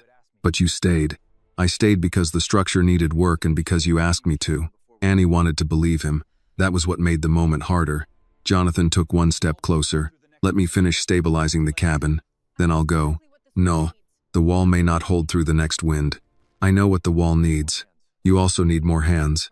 I needed people I could trust. Jonathan accepted the words without moving. Annie walked back to the foundation. The workers watched her approach. Pack the hail ridge equipment, she said. Leave the roofing membrane, fasteners, food, and medical supplies already unloaded. Everything else goes. Curtis looked toward Jonathan. Jonathan said, do what she asked. Miguel approached Annie. May I secure the loose brace before I leave? One fastener. No design change. She checked the angle. The brace had shifted less than an inch, but another gust could move it farther. One fastener, she said. Miguel completed the task, placed the drill on the ground, and stepped away. Jonathan removed the old hand plane from the workbench. Annie picked up the hammer he had been using and dropped it into the mud beside his boots. You can take that too. Jonathan bent, picked it up, and wiped the handle against his glove. I'll find out who approved every document. The truth does not begin when powerful men finally notice the damage. No, he said. It begins with what they were responsible for knowing. Annie did not answer. The crew carried the equipment uphill. Miguel was the last to reach the property line. If the north wall moves, lower the roof line before tightening the side brace, he said. Do not pull both at once. I know. I believe you do. He followed the others. Jonathan remained beyond the boundary. I will send copies of everything I find. Send facts. Keep the promises. He left. Annie waited until the sound of their steps disappeared. Then she entered the temporary tent, set the tablet beside Grace's notebook, and opened the audio recorder on her phone. For several seconds, she could not speak. Then she pressed record. I thought being seen might mean being safe, she said. I should have known those are not the same thing. She stopped the recording, wrapped Grace's red scarf around her shoulders, and returned to the unfinished roof. The north wall moved when the wind struck it. Annie picked up the working rope. This time, no one stood at the other end. Jonathan reached the Hale Ridge field office as the first ice began forming along the edges of the access road. The temporary building stood behind a row of construction trailers, its generator running beneath a metal shelter. Richard's vehicle was parked outside. Miguel followed Jonathan through the entrance while Curtis and the other survey worker returned to the equipment yard. Richard stood beside the conference table with Dale's inspection file open in front of him. You were suspended, Jonathan said. Why are you still here? Richard closed the folder. Because the regional office cannot stop operating every time you make a decision in the field. You entered Annie's land after I froze the route. I visited a disputed site with a county official. It was not disputed. Her deed is valid. The route can still be acquired through negotiation. She refused. People refuse before they understand the offer. Jonathan removed his gloves and placed them on the table. You described her home as inactive. You used her disability to predict that she would leave. You recommended approaching her after a medical disruption or severe weather. Richard pulled out a chair but did not sit. Those reports are written to assess risk. Whose risk? The company's. Jonathan opened Miguel's tablet and displayed the property assessment. This paragraph evaluates whether an injured landowner can resist acquisition. It evaluates the likelihood of continued occupancy. You knew she lived there. We knew someone used the address. Her name is on the deed. Richard's voice remained even. An 18-year-old with limited income, no reliable road, and significant mobility needs is not a stable long-term owner for a remote mountain parcel. Miguel stepped closer to the table. She was stable enough to direct your survey crew through an emergency rebuild. Richard glanced at him. You are an engineer, Miguel. You know effort and viability are different questions. I also know when a report begins with its conclusion and arranges the facts around it. Jonathan opened the route comparison. The northern route avoids her land. It requires a bridge, blasting permits, and another environmental review, and costs $6 million more. At minimum, Jonathan looked at Richard. So you converted her age, race, income, and physical condition into a cost-saving strategy. That is your interpretation. It is written in your file. Richard finally sat. The project employs hundreds of people. It brings tax revenue, road improvements, utility expansion, and long-term contracts. Every large development affects someone. That does not authorize fraud. No fraud occurred. Jonathan turned the tablet so Richard could see the approval record. You applied my electronic signature. Your executive authorization policy permits regional use after legal review. Show me the legal review. Richard reached for the tablet. Jonathan moved it away. Use your own system. Richard entered his credentials at a laptop. The project folder opened, but the legal review section showed no document. The attachment may have been archived separately, Richard said. Find it. Richard searched several folders. Nothing appeared. Miguel checked the revision history from his tablet. The route changed at 11:40, 2 p.m. The executive approval was applied 7 minutes later. Jonathan asked, which lawyer completed a property review in 7 minutes? Richard closed the laptop. The missing attachment can be located tomorrow. No, we locate it now. Jonathan called the company's compliance director, Elaine Foster. Her voice came through the speaker. I've opened the regional archive, she said. There is no legal memorandum attached to the Carter route. Richard leaned toward the phone. Check the outside counsel folder. I did. There is a request for review, but no completed opinion. Jonathan asked. Who applied my approval? Elaine paused while keys moved in the background. The authorization came from Mr. Voss's account using a stored executive token. Jonathan faced Richard. You signed my name without review. I used delegated authority to keep the schedule moving. You used my name to approve a route through an occupied home. Richard stood. Do not pretend you have never benefited from delegated authority. You built this company around it. The words landed because they were true. Jonathan had accepted reports, profits, and completed projects without asking how each obstacle disappeared. Richard had used the space left by that distance, but Jonathan had created the space. That ends now, Jonathan said. Richard gave a small, humorless laugh. You think one dramatic gesture will fix this? No. Then what are you doing? Starting with the records. Jonathan instructed Elaine to secure Richard's email, project channels, payment files, and access logs. Richard reached for his phone. Miguel stepped aside rather than blocking him. The network access is already frozen. Richard checked the screen. His company account had closed. This is reckless, he said. Jonathan replied, so was betting that Winter would remove a landowner for you. Elaine sent the first archive package. Jonathan opened an email chain between Richard and Dale. The messages discussed Annie's property months before the storm. Dale had provided inspection history and notes from county records. Another message referred to Annie as an easy abandonment. if road access and heating concerns were emphasized. A later email from Richard read, "Winter will solve the occupancy issue if we keep the acquisition window open." Miguel read it twice. He expected her to lose the cabin. Richard said, "That sentence refers to market timing." "It refers to Annie," Jonathan replied. Another file showed payments from Hale Ridge to a consulting company registered to Dale's brother-in-law. The invoices listed land use coordination, though no formal work product appeared. Elaine found similar records from other projects. An older ranch owner had been pressured after surgery. A widowed landowner had received repeated safety notices before selling below market value. A native family had faced a road claim based on a boundary map later corrected by the county. Jonathan scrolled through the files. "How many?" Elaine answered, "I have identified 5 possible cases. There may be more." Richard buttoned his coat. "You are reading routine negotiations as misconduct because you met one sympathetic owner." Jonathan looked up. "She is not evidence because she is sympathetic.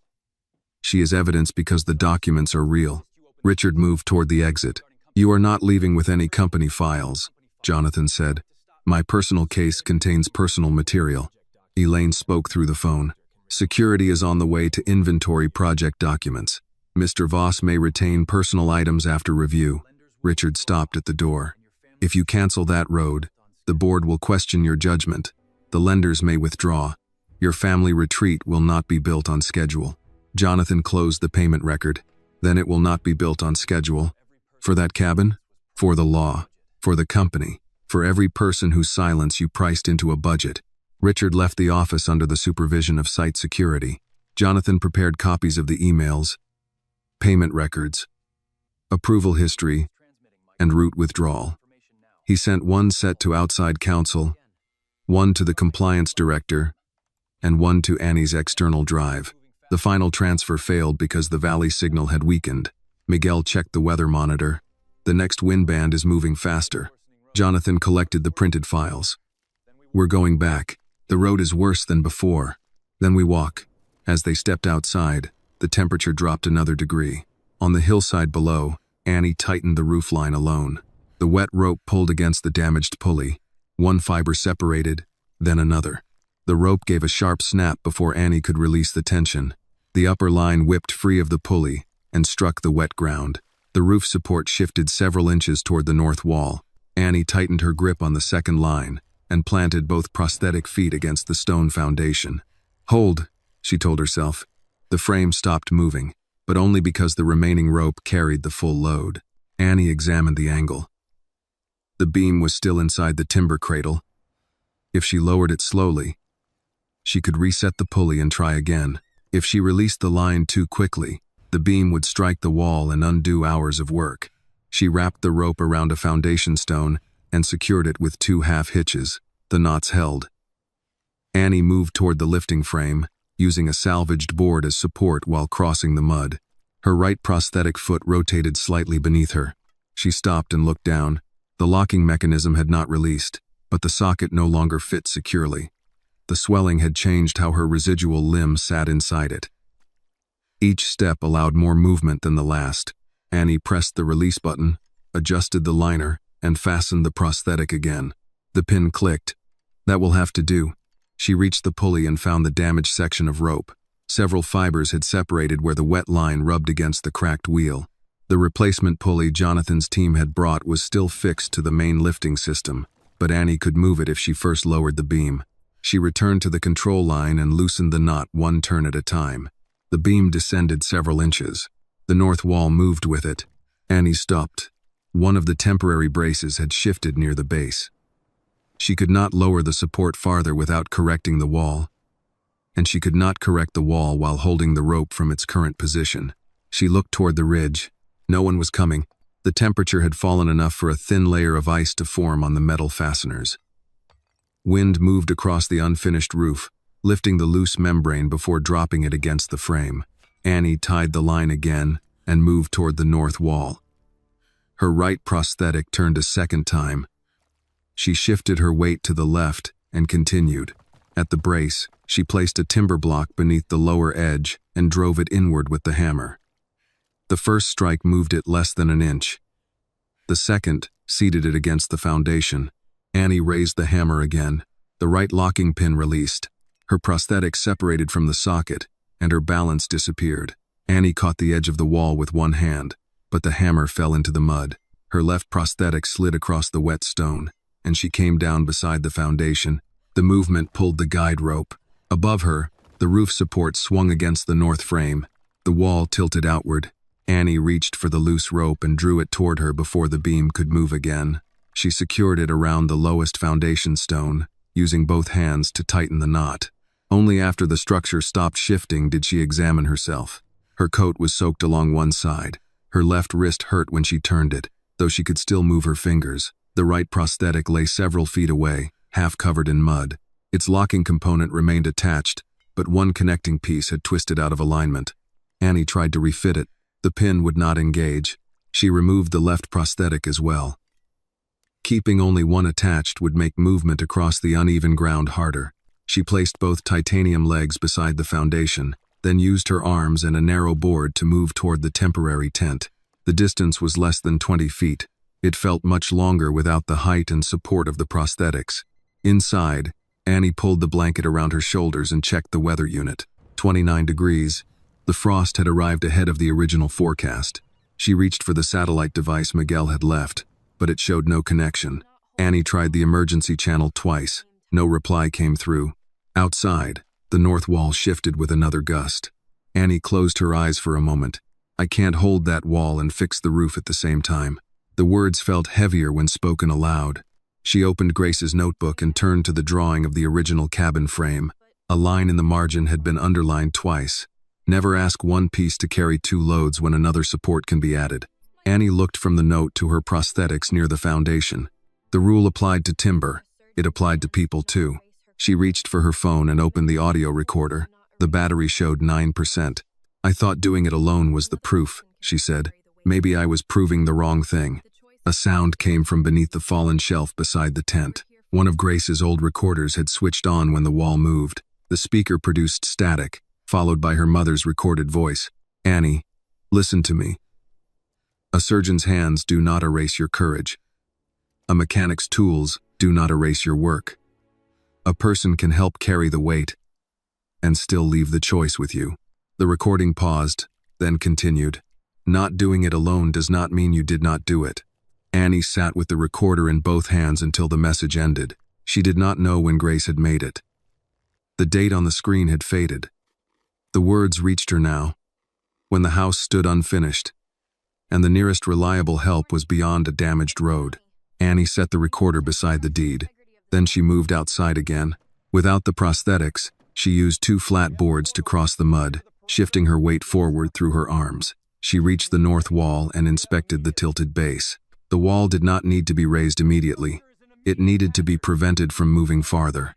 She found a length of rope, looped it through the lower brace, and ran it toward the foundation. From the ground, she created a secondary hold that reduced pressure on the roof line. The wall steadied. Annie marked 3 instructions on a board with charcoal. Move upper anchor uphill. Hold counterweight. Do not tighten sideline until base is secured. If Miguel returned, he would understand. An engine sounded above the valley. Annie lifted her head. 2 county vehicles and a contractor truck appeared between the damaged trees. They stopped near the property boundary. Dale Mercer stepped out carrying a document folder. Behind him, several workers unloaded barriers, heavy chains, and equipment marked for structural removal. Dale walked downhill until he reached the first red survey stake. "Miss Carter," he called, "the county has declared this structure an immediate hazard. You need to clear the site." Annie remained beside the foundation. "What is the case number?" "It's listed in the order." "Read it." Dale opened the folder but did not answer. One contractor started toward the cabin with a roll of orange barrier tape. "Stay outside the boundary," Annie said. He looked at Dale. Dale raised the document. "Emergency conditions allow us to secure the property. You can show me the order from there. The structure is no longer safe for occupancy. That does not give your crew permission to enter." The contractor stopped, uncertain. A second vehicle appeared on the ridge. It moved around the county truck and halted at the boundary. Jonathan stepped out carrying a file box. With Miguel close behind him, he saw Annie seated beside the foundation, her prosthetic legs resting several feet away. Jonathan started down the slope. then stopped before crossing the property line. "Annie," he called, "may we come onto your land?" Annie looked from Jonathan to Miguel, then toward Dale and the contractor crew waiting beside the red stakes. "You may come in," she said. "I'm still directing the work." Jonathan nodded. "That's why we came back." He and Miguel crossed the boundary carefully. Jonathan carried the file box while Miguel went straight to Annie, stopping beside her rather than reaching for her. "Are you injured?" he asked. "My right prosthetic won't lock. The left one needs to stay off for now. My wrist still moves." "May I check the damaged connector?" Annie nodded toward the titanium legs. "Don't change anything until you tell me what you found." Miguel knelt beside them and examined the right locking unit. He turned the connector with 2 fingers, then tested the pin. The alignment sleeve twisted. "I can make a temporary adjustment, but I don't want you putting full weight on it. I need to move around the foundation. We can build a seated platform from one of the flat boards." Dale stepped forward. "None of that matters. The county order requires the site to be cleared." Jonathan placed the file box on a dry stone. "Show us the order. I've already informed Miss Carter." "You announced a conclusion," Annie said. "You still haven't given me the case number." Dale held the document toward Jonathan. Annie raised her hand. "Give it to me." He hesitated before walking close enough to pass it over. Annie read the first page while Jonathan opened the file box. The order carried the county seal, a typed description of the property, and a statement declaring the cabin an immediate structural hazard. The language authorized temporary barriers and emergency removal of unstable material. Annie read it again. "This seal is old." Dale's expression changed. "The county uses more than one template." "No. My mother dealt with the county over the well permit. The seal changed 2 years ago." Jonathan moved beside Annie. "What else?" "There's no case number. The parcel description ends at the creek, but my deed includes the eastern slope. There's no engineer's signature, no appeal notice, and no record of today's inspection." Dale reached for the paper. "You're not qualified to interpret an emergency order." Annie moved it out of his reach. "Then explain why it doesn't identify my land correctly." Jonathan took a folder from the box, because it wasn't prepared through the county system. He opened the approval history and showed Dale a printed record. This file was created from a Hale Ridge project account last night. Richard Voss's credentials were used to generate the property description. Dale looked toward the contractor vehicles. "I received the order through the proper channel." "Which channel?" Jonathan asked. "The emergency office." "Name the person who sent it." Dale closed his clipboard. "I don't have to conduct an internal review on a hillside." "No," Annie said. "You only have to keep your crew outside my land until the document is verified." One contractor lowered the barrier tape. The man beside him asked Dale, "Do we have a confirmed work number?" Dale did not answer. Jonathan opened another file. "We also have payment records connecting your brother-in-law's consulting company to Richard's project budget. That has nothing to do with this inspection. It has everything to do with why you arrived beside the man seeking a road through this foundation." Dale looked at Jonathan. "You should be careful making accusations." Jonathan's voice remained controlled. "I'm not accusing you. I'm preserving documents for investigators." A utility vehicle approached from the upper path. Richard stepped out before the engine fully stopped and came downhill carrying a second folder. "Jonathan, you have no authority to stop county action," he said. "I have authority to stop Hale Ridge contractors from entering private land. These men are working under an emergency order. The order came from your project account." Richard looked at Dale. "Why are we discussing internal documents in front of the owner?" Annie held up the paper. "Because the owner can read." Richard turned to her. "Miss Carter, the structure is moving. This is no longer a property disagreement. It is a safety matter. The wall moved because your route excavation changed the drainage above the foundation. That excavation did not enter your parcel. It redirected water toward it." Miguel stood and examined the north wall. "She's right. The runoff channel begins near the marked route." Richard ignored him. "The contractor will remove the unstable sections, and Hale Ridge will provide temporary housing." Annie's voice sharpened. "No one touches the cabin. You cannot safely remain here. That decision is not yours." Jonathan handed Annie the route withdrawal. "I canceled the access request. The company will not use this alignment." Richard gave a short laugh. "The board is meeting now. By this afternoon, you may no longer control the project." Then the board can explain its position to outside counsel and the sheriff. Richard's confidence weakened for a moment. You contacted law enforcement? I sent the approval records, payment files, and this order for verification. The wind struck the unfinished roof. The membrane snapped against the frame, and the north wall shifted outward another inch. Miguel turned immediately.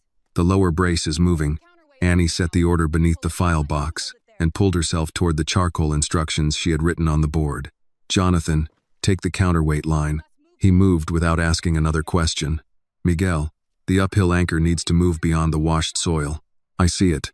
Curtis and Ben are still near the trucks. They came with us. Bring them down, but keep everyone outside the fall path.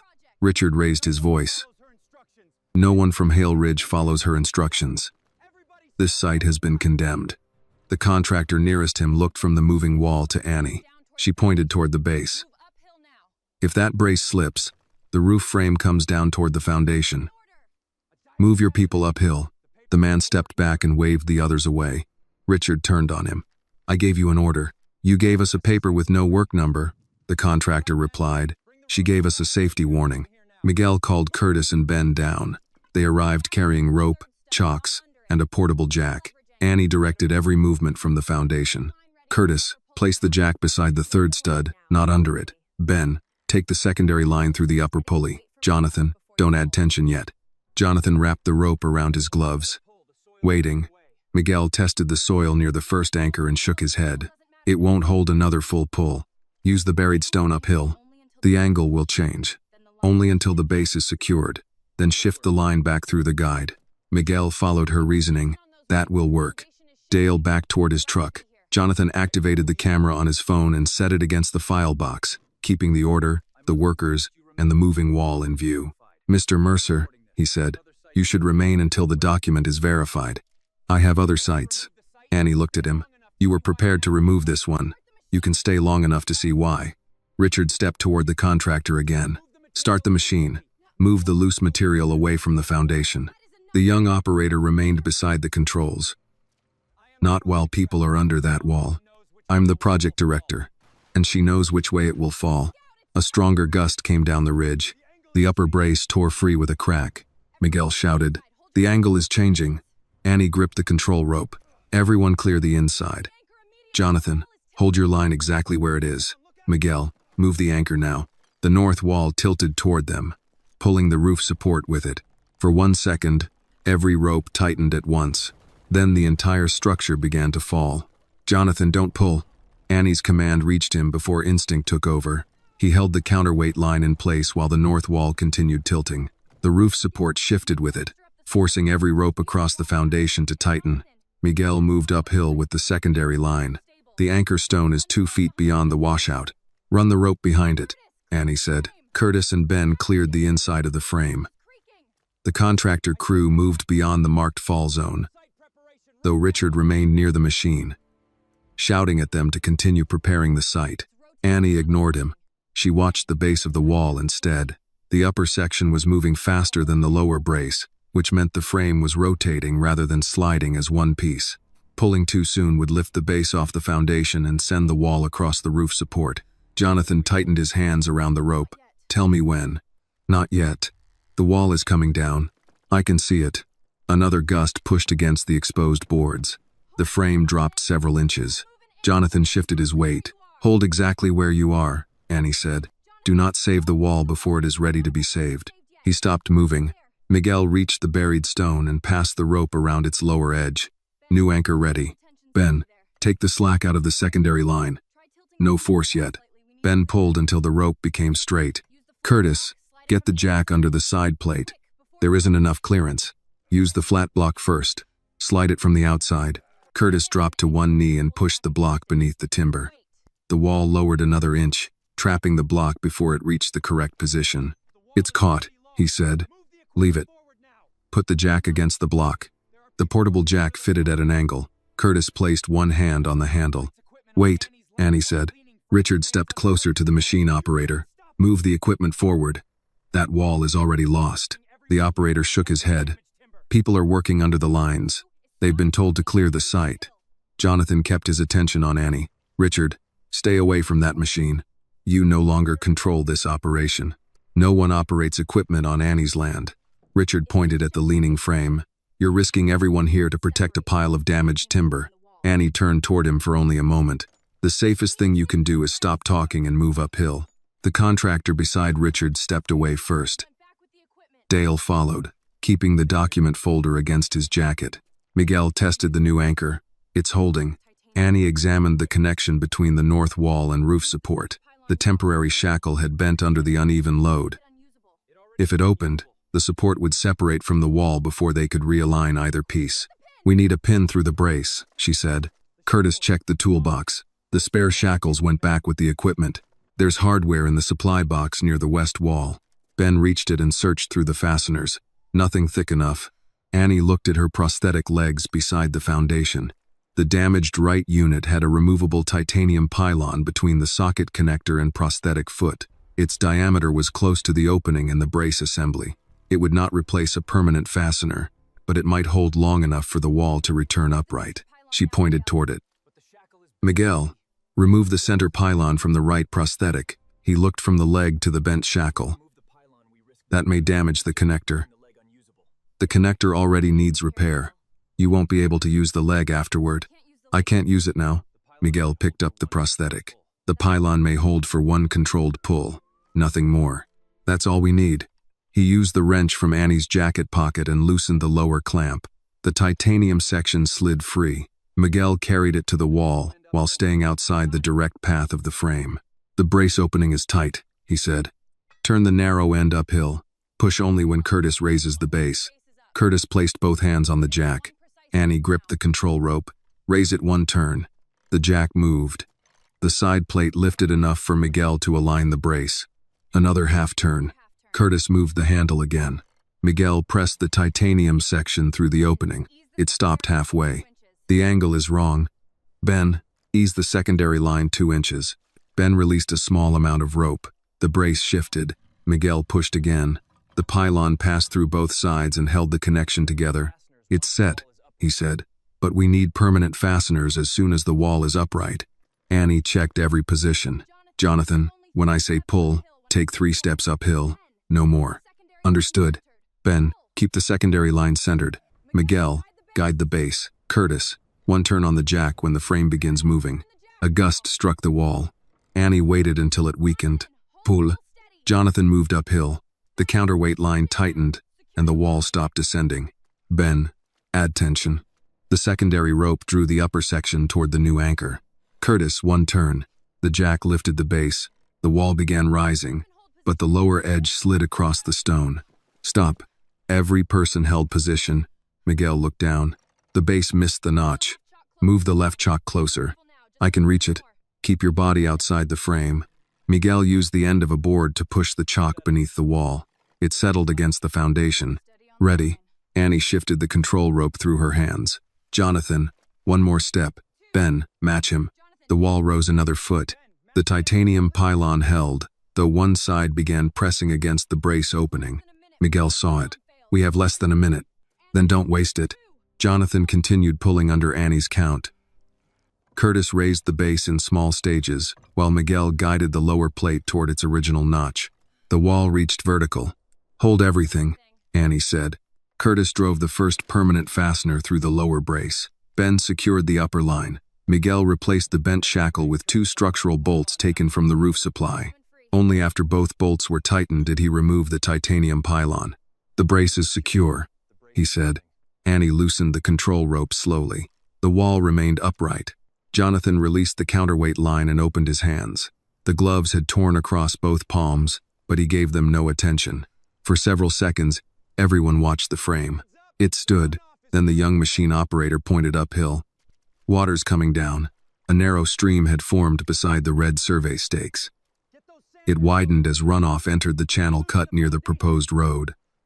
Mud and stones moved with it. Heading toward the cabin foundation, Miguel looked at the slope. The excavation redirected the drainage. Richard said, "That channel never crossed this parcel." "It doesn't need to," Annie replied. "The water does." She pointed toward the barriers stacked near the contractor truck. "Bring those panels down. Place them above the east foundation at an angle.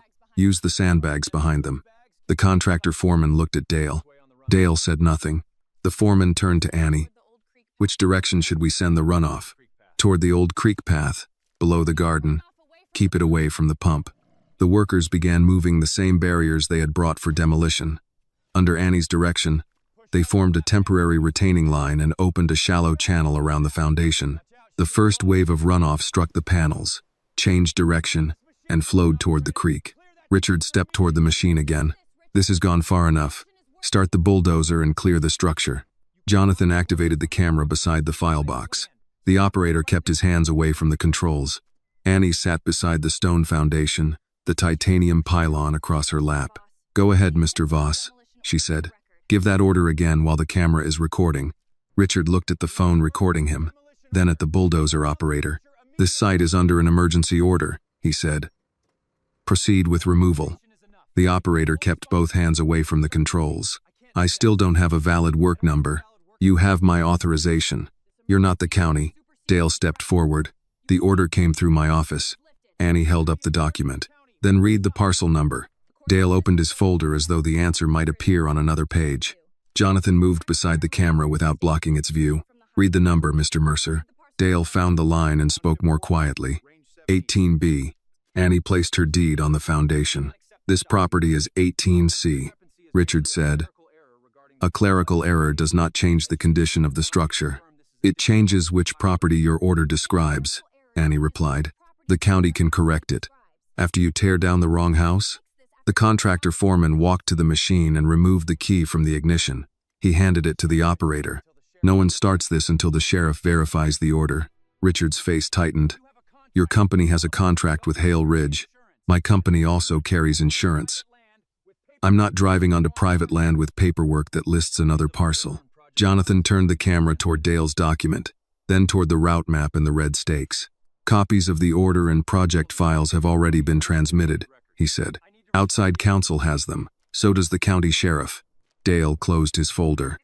I need to return to the office and clear this up. Miguel checked the satellite unit. The road is still blocked. Deputies are already walking in from the north entrance. Dale moved toward his truck anyway. Annie called after him. You were ready to stay while they removed my house. He stopped. You can stay while someone checks whether you had the right to do it. Richard turned toward Jonathan. You are allowing a private dispute to damage the company in public. There wouldn't be a public record if you hadn't brought machines to her land. This project supports jobs across the county. So do honest companies.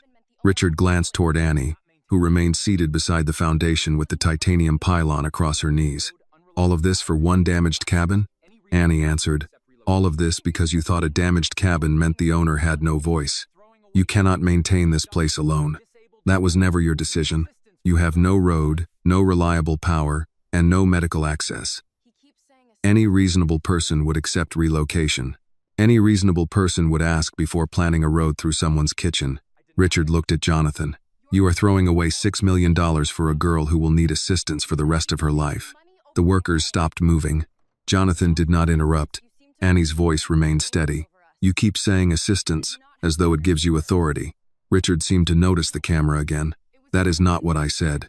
It is what you planned. I planned a road, through my foundation, for a project that benefits more people than this property ever will. Annie lifted the invalid order. You decided my home mattered less because removing me saved money. Richard took one step toward her. People like you always demand exceptions, then call it discrimination when the rest of the world keeps moving. Jonathan's expression changed, but Annie spoke first. What kind of person am I, Mr. Voss? Richard looked toward the phone. Annie waited. He adjusted his coat. A landowner refusing a fair business offer. No, you said people like me. Finish the sentence. Richard turned away. I'm done with this conversation. The camera isn't. Voices came from the upper road. 2 sheriff's deputies and 3 volunteer firefighters walked down the slope, carrying packs and emergency equipment. An older woman in a red fire service jacket led them around the washout. County Sheriff's Office, one deputy called. Keep all machinery shut down. The contractor foreman held up the bulldozer key. Already done. The deputies separated the groups and began collecting statements. Jonathan provided the printed approval records, payment files, internal messages, and the withdrawal of the access request. Miguel gave them the field coordinates showing the proposed road across Annie's land. Annie handed over the emergency order. The older deputy examined it.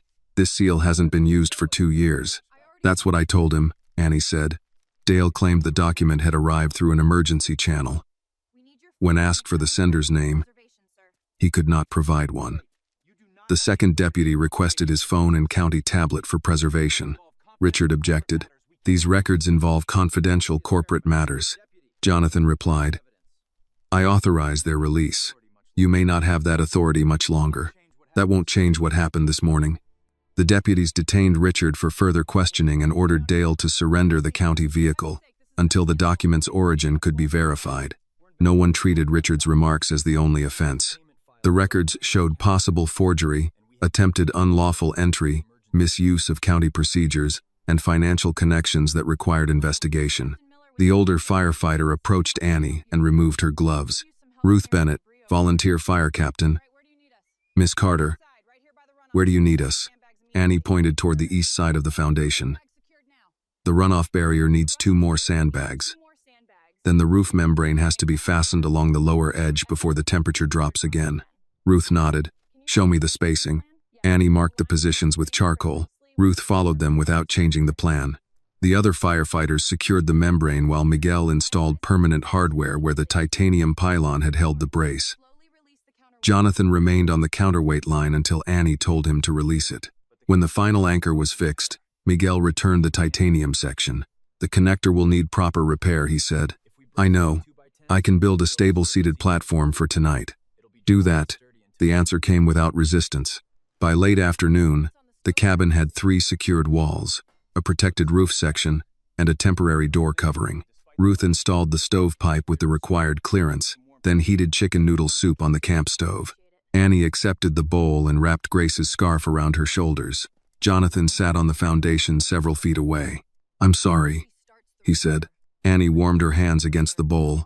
An apology starts the repair. It isn't the repair. I understand. Not yet. Jonathan nodded. Then I'll keep working on it. Ice formed across the grass as daylight faded, but the wind no longer entered from every side. The stone foundation held. The north wall remained straight. Miguel checked the satellite unit. The video transferred. To whom? Annie asked. The sheriff, outside counsel, and the county emergency office. Annie looked at the broken radio resting beside the workbench, then at the cabin frame standing around her. By morning, people beyond Pine Hollow would know why the machines had come. More important, they would know who had stopped them. By sunrise, county medics had reached Pine Hollow with a tracked utility vehicle. Annie agreed to leave only after Miguel confirmed that the roof covering, north wall, and temporary heater could hold until a licensed crew returned. At the regional medical center, a physician treated the swelling around both residual limbs, wrapped Annie's wrist, and ordered several days without using the prosthetics. The right titanium leg needed a new alignment sleeve, while both sockets required adjustment before she could walk comfortably again. You pushed past the point where the equipment fit safely, the physician said. I had a roof to secure. You still have one. That means you can stop for a day. Annie did not enjoy the answer, but she accepted it. Jonathan visited that afternoon. He remained near the doorway until Annie asked why he was standing there. I wasn't sure you wanted company. I don't want another apology. I didn't bring one. He placed a folder on the table beside her. It contained the formal withdrawal of the road proposal, written confirmation that Hale Ridge would pay for repairs caused by unauthorized survey work, and contact information for an attorney with no financial connection to the company. You should have someone review every page before you sign anything, Jonathan said. Annie opened the folder. You chose the attorney? No. The state bar provided 3 names. Miguel removed anyone who had worked with Hale Ridge. That was sensible. He usually is. Jonathan did not ask whether she had forgiven him. He told her the county had opened an investigation into Richard's route approvals and Dale's inspection records. Company compliance staff had identified several landowners who had received similar pressure before selling. How many? Annie asked. 5 confirmed cases, possibly more. Then this wasn't one man making one bad choice. No, it was a method. Jonathan nodded. And my company allowed it to become one. The video from Pine Hollow reached the county commission before Annie left the hospital. It showed the invalid order, the mismatched parcel number, Richard directing the machine operator forward, and Annie explaining why the wall could still be saved. The footage did not make her case by itself, but it prevented anyone from quietly rewriting what happened. Over the following weeks, investigators confirmed that Richard had used Jonathan's stored authorization without legal review. Dale had provided internal county information through informal channels, and consulting payments had passed through a business operated by his brother-in-law. The emergency removal order had been assembled from an outdated county template and Hale Ridge property files. Richard faced charges connected to forgery, attempted unlawful entry, misuse of company records, and conspiracy to damage private property. Dale was removed from inspection duties while state and county investigators reviewed his actions. The county commission scheduled a public hearing in Hamilton. Annie entered using temporary loaner prosthetics and sat at a table with her independent attorney. Jonathan sat several rows behind her. He had offered to appear beside her, but Annie had declined. "This part is mine," she told him before the hearing. "I understand." When her name was called, Annie placed Grace's notebook beside the microphone. A commissioner asked whether financial compensation would resolve her complaint. "It can repair equipment and replace materials," Annie said. "It cannot repair a system by itself." "What change are you requesting?" "Emergency orders need independent verification before private property is removed. Inspectors should speak directly to the legal owner, not the wealthiest person standing nearby. Companies should not use disability, age, or income as evidence that someone will surrender a home." Another commissioner asked whether she believed the county had treated her unfairly. Annie looked toward Dale's empty seat. "Justice is not fair because powerful people finally say they are sorry. It becomes fair when the next person with less power does not have to fight the same battle." The commission approved an outside review of emergency property actions, conflict of interest rules for inspectors, and direct notice requirements for landowners. Previous forced sale complaints connected to Hale Ridge projects were reopened. An older rancher spoke after Annie. He said he had sold land following repeated safety notices while recovering from surgery. A widowed woman produced letters suggesting that road access would be withdrawn unless she accepted a reduced offer. A native ranching family submitted maps, showing a boundary claim that had later been corrected without explanation. What began on Annie's hillside widened into a county investigation. When she returned to Pine Hollow, the road had been cleared. The cabin remained unfinished, but the frame had held through the frost. People from Darby began arriving with practical offers. Volunteer firefighters brought salvaged lumber. A retired electrician repaired the damaged service panel. Members of a local church delivered chicken and rice casserole, biscuits, coffee, and peach cobbler. A vocational class cleared storm debris and stacked reusable boards by length. Ruth Bennett approached Annie before the first group crossed the property line. "Miss Carter, where do you want everyone?" Annie pointed toward a sheet attached to the temporary door covering. "Names and tasks are listed there. No one enters the cabin without checking with me. No photographs." Ruth read the list. "Clear enough." An older carpenter carried a box of hand tools toward the foundation. "Who's checking the measurements?" "I am," Annie said. He handed her the tape measure. "Then I'll wait for the numbers." The answer eased something in her that praise never could. Jonathan arrived without company signs or reporters. He brought his father's handplane and asked where Annie wanted him. "The south wall needs finishing." "Cutting or fitting?" "Fitting. Miguel already cut the boards." Jonathan picked up the first one. "What clearance?" 3/16. He measured twice before moving. Hale Ridge's compensation proposal arrived several days later. Annie reviewed it with her attorney and rejected the first version because it included broad language allowing the company to reference the rebuilding project in future reports. Jonathan removed the clause. The revised agreement covered damage to the land, replacement prosthetic equipment, temporary housing costs, legal fees, and disruption caused by the unlawful road effort.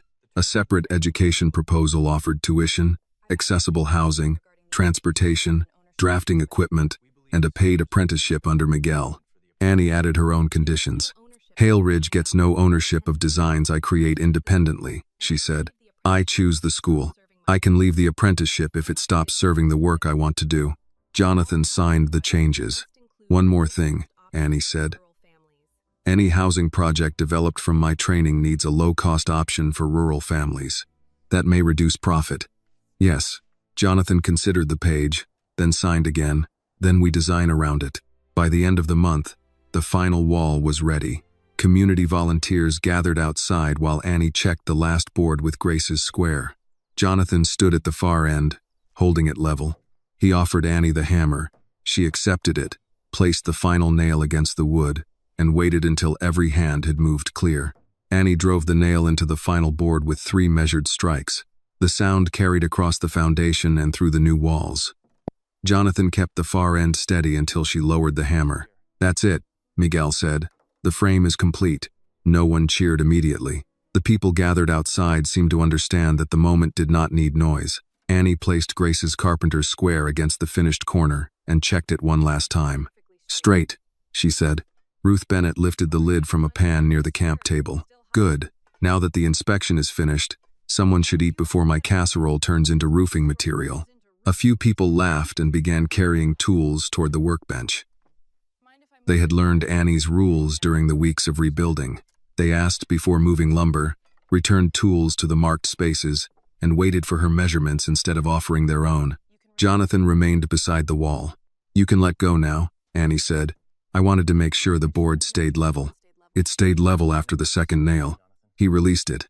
"I'm learning not to add extra work." "You're improving." Annie moved through the doorway using her repaired titanium prosthetics. The new sockets fit without pressing against the areas that had been injured after the storm. She still moved carefully on uneven ground. But the graded entrance no longer forced her to turn sideways or search for a high step. Inside, the cabin preserved what could be saved from Grace's home. The stone foundation remained visible along the lower walls. Several original logs had been cleaned and fitted beside the newer timber. Grace's patchwork quilt rested on the sleeping platform. Her red scarf had been dried, repaired, and placed in a wooden frame beside the entrance. The broken weather radio sat on a shelf above the workbench.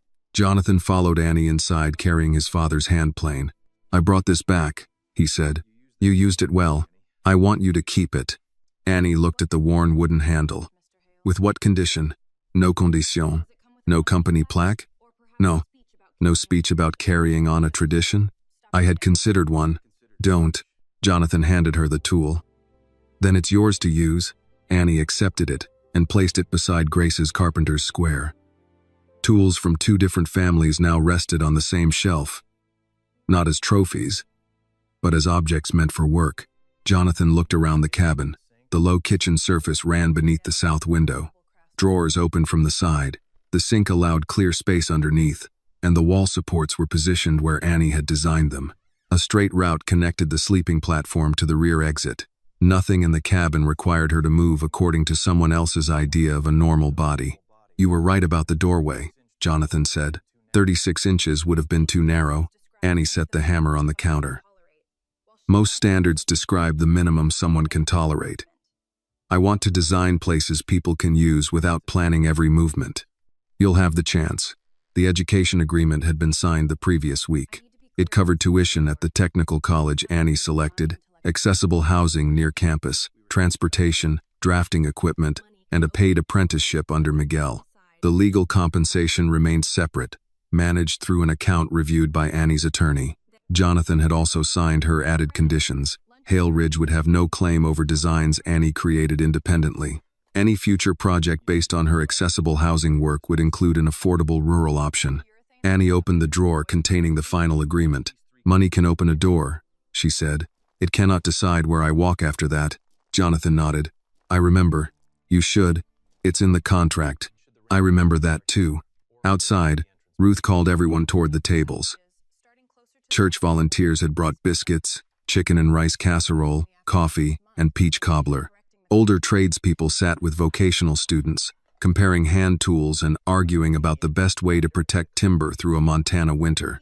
No one asked Annie to give a speech. She preferred it that way. 3 years later, the cabin still stood above Pine Hollow. A workshop now occupied the cleared area beside it. The sign above the entrance read, "Grace Carter Accessible Homes Workshop." Annie worked at a drafting table near the south window. Her certification hung beside shelves filled with building codes, material samples, and scale models. Miguel occupied the second desk 2 days each week, though he insisted he was now an advisor rather than her supervisor.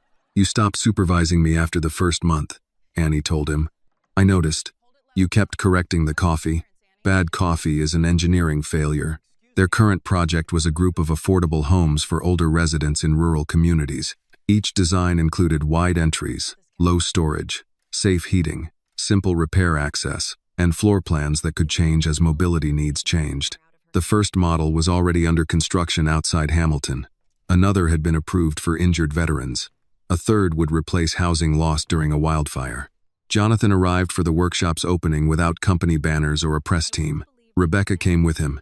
Their relationship was still being repaired, but they spoke with more patience than before. Jonathan had learned to call without offering money, advice, or a solution before listening. Ruth placed a peach cobbler on the food table. "You still bring this to every gathering," Annie said. "People behave better after dessert." Jonathan walked toward an apprentice measuring a wall panel.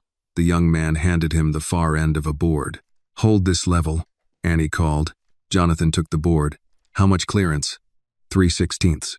He checked the mark twice. A visitor near the doorway asked Annie whether Hale Ridge had built the cabin and workshop for her. Annie looked through the open doors toward the stone foundation, the salvaged logs, and the marks her axe had left in the older beams. "No," she said. "I built the cabin." She nodded toward Jonathan, who remained at the far end of the board while the apprentice measured. "He learned how to help without taking the hammer out of my hand." Annie crossed the workshop floor. Her titanium feet struck the wood in a clear, even rhythm. She once believed standing meant refusing every hand extended toward her. Now she understood that many people could carry lumber, hold ropes, prepare food, repair tools, and still leave the design in her hands. A house could carry the work of many people and still reflect the mind of the person who drew the plan. Annie sat at her drafting table and switched on the lamp. Above her, the broken weather radio rested beside Grace's handwritten note. A house should fit the person living in it. She placed a blank sheet beneath the light and drew the first line of a new home. Outside, hammers began striking wood. This story reminds us that real strength is not about doing everything alone. It is about having the courage to keep moving, the wisdom to accept help without giving up control, and the determination to stand against injustice.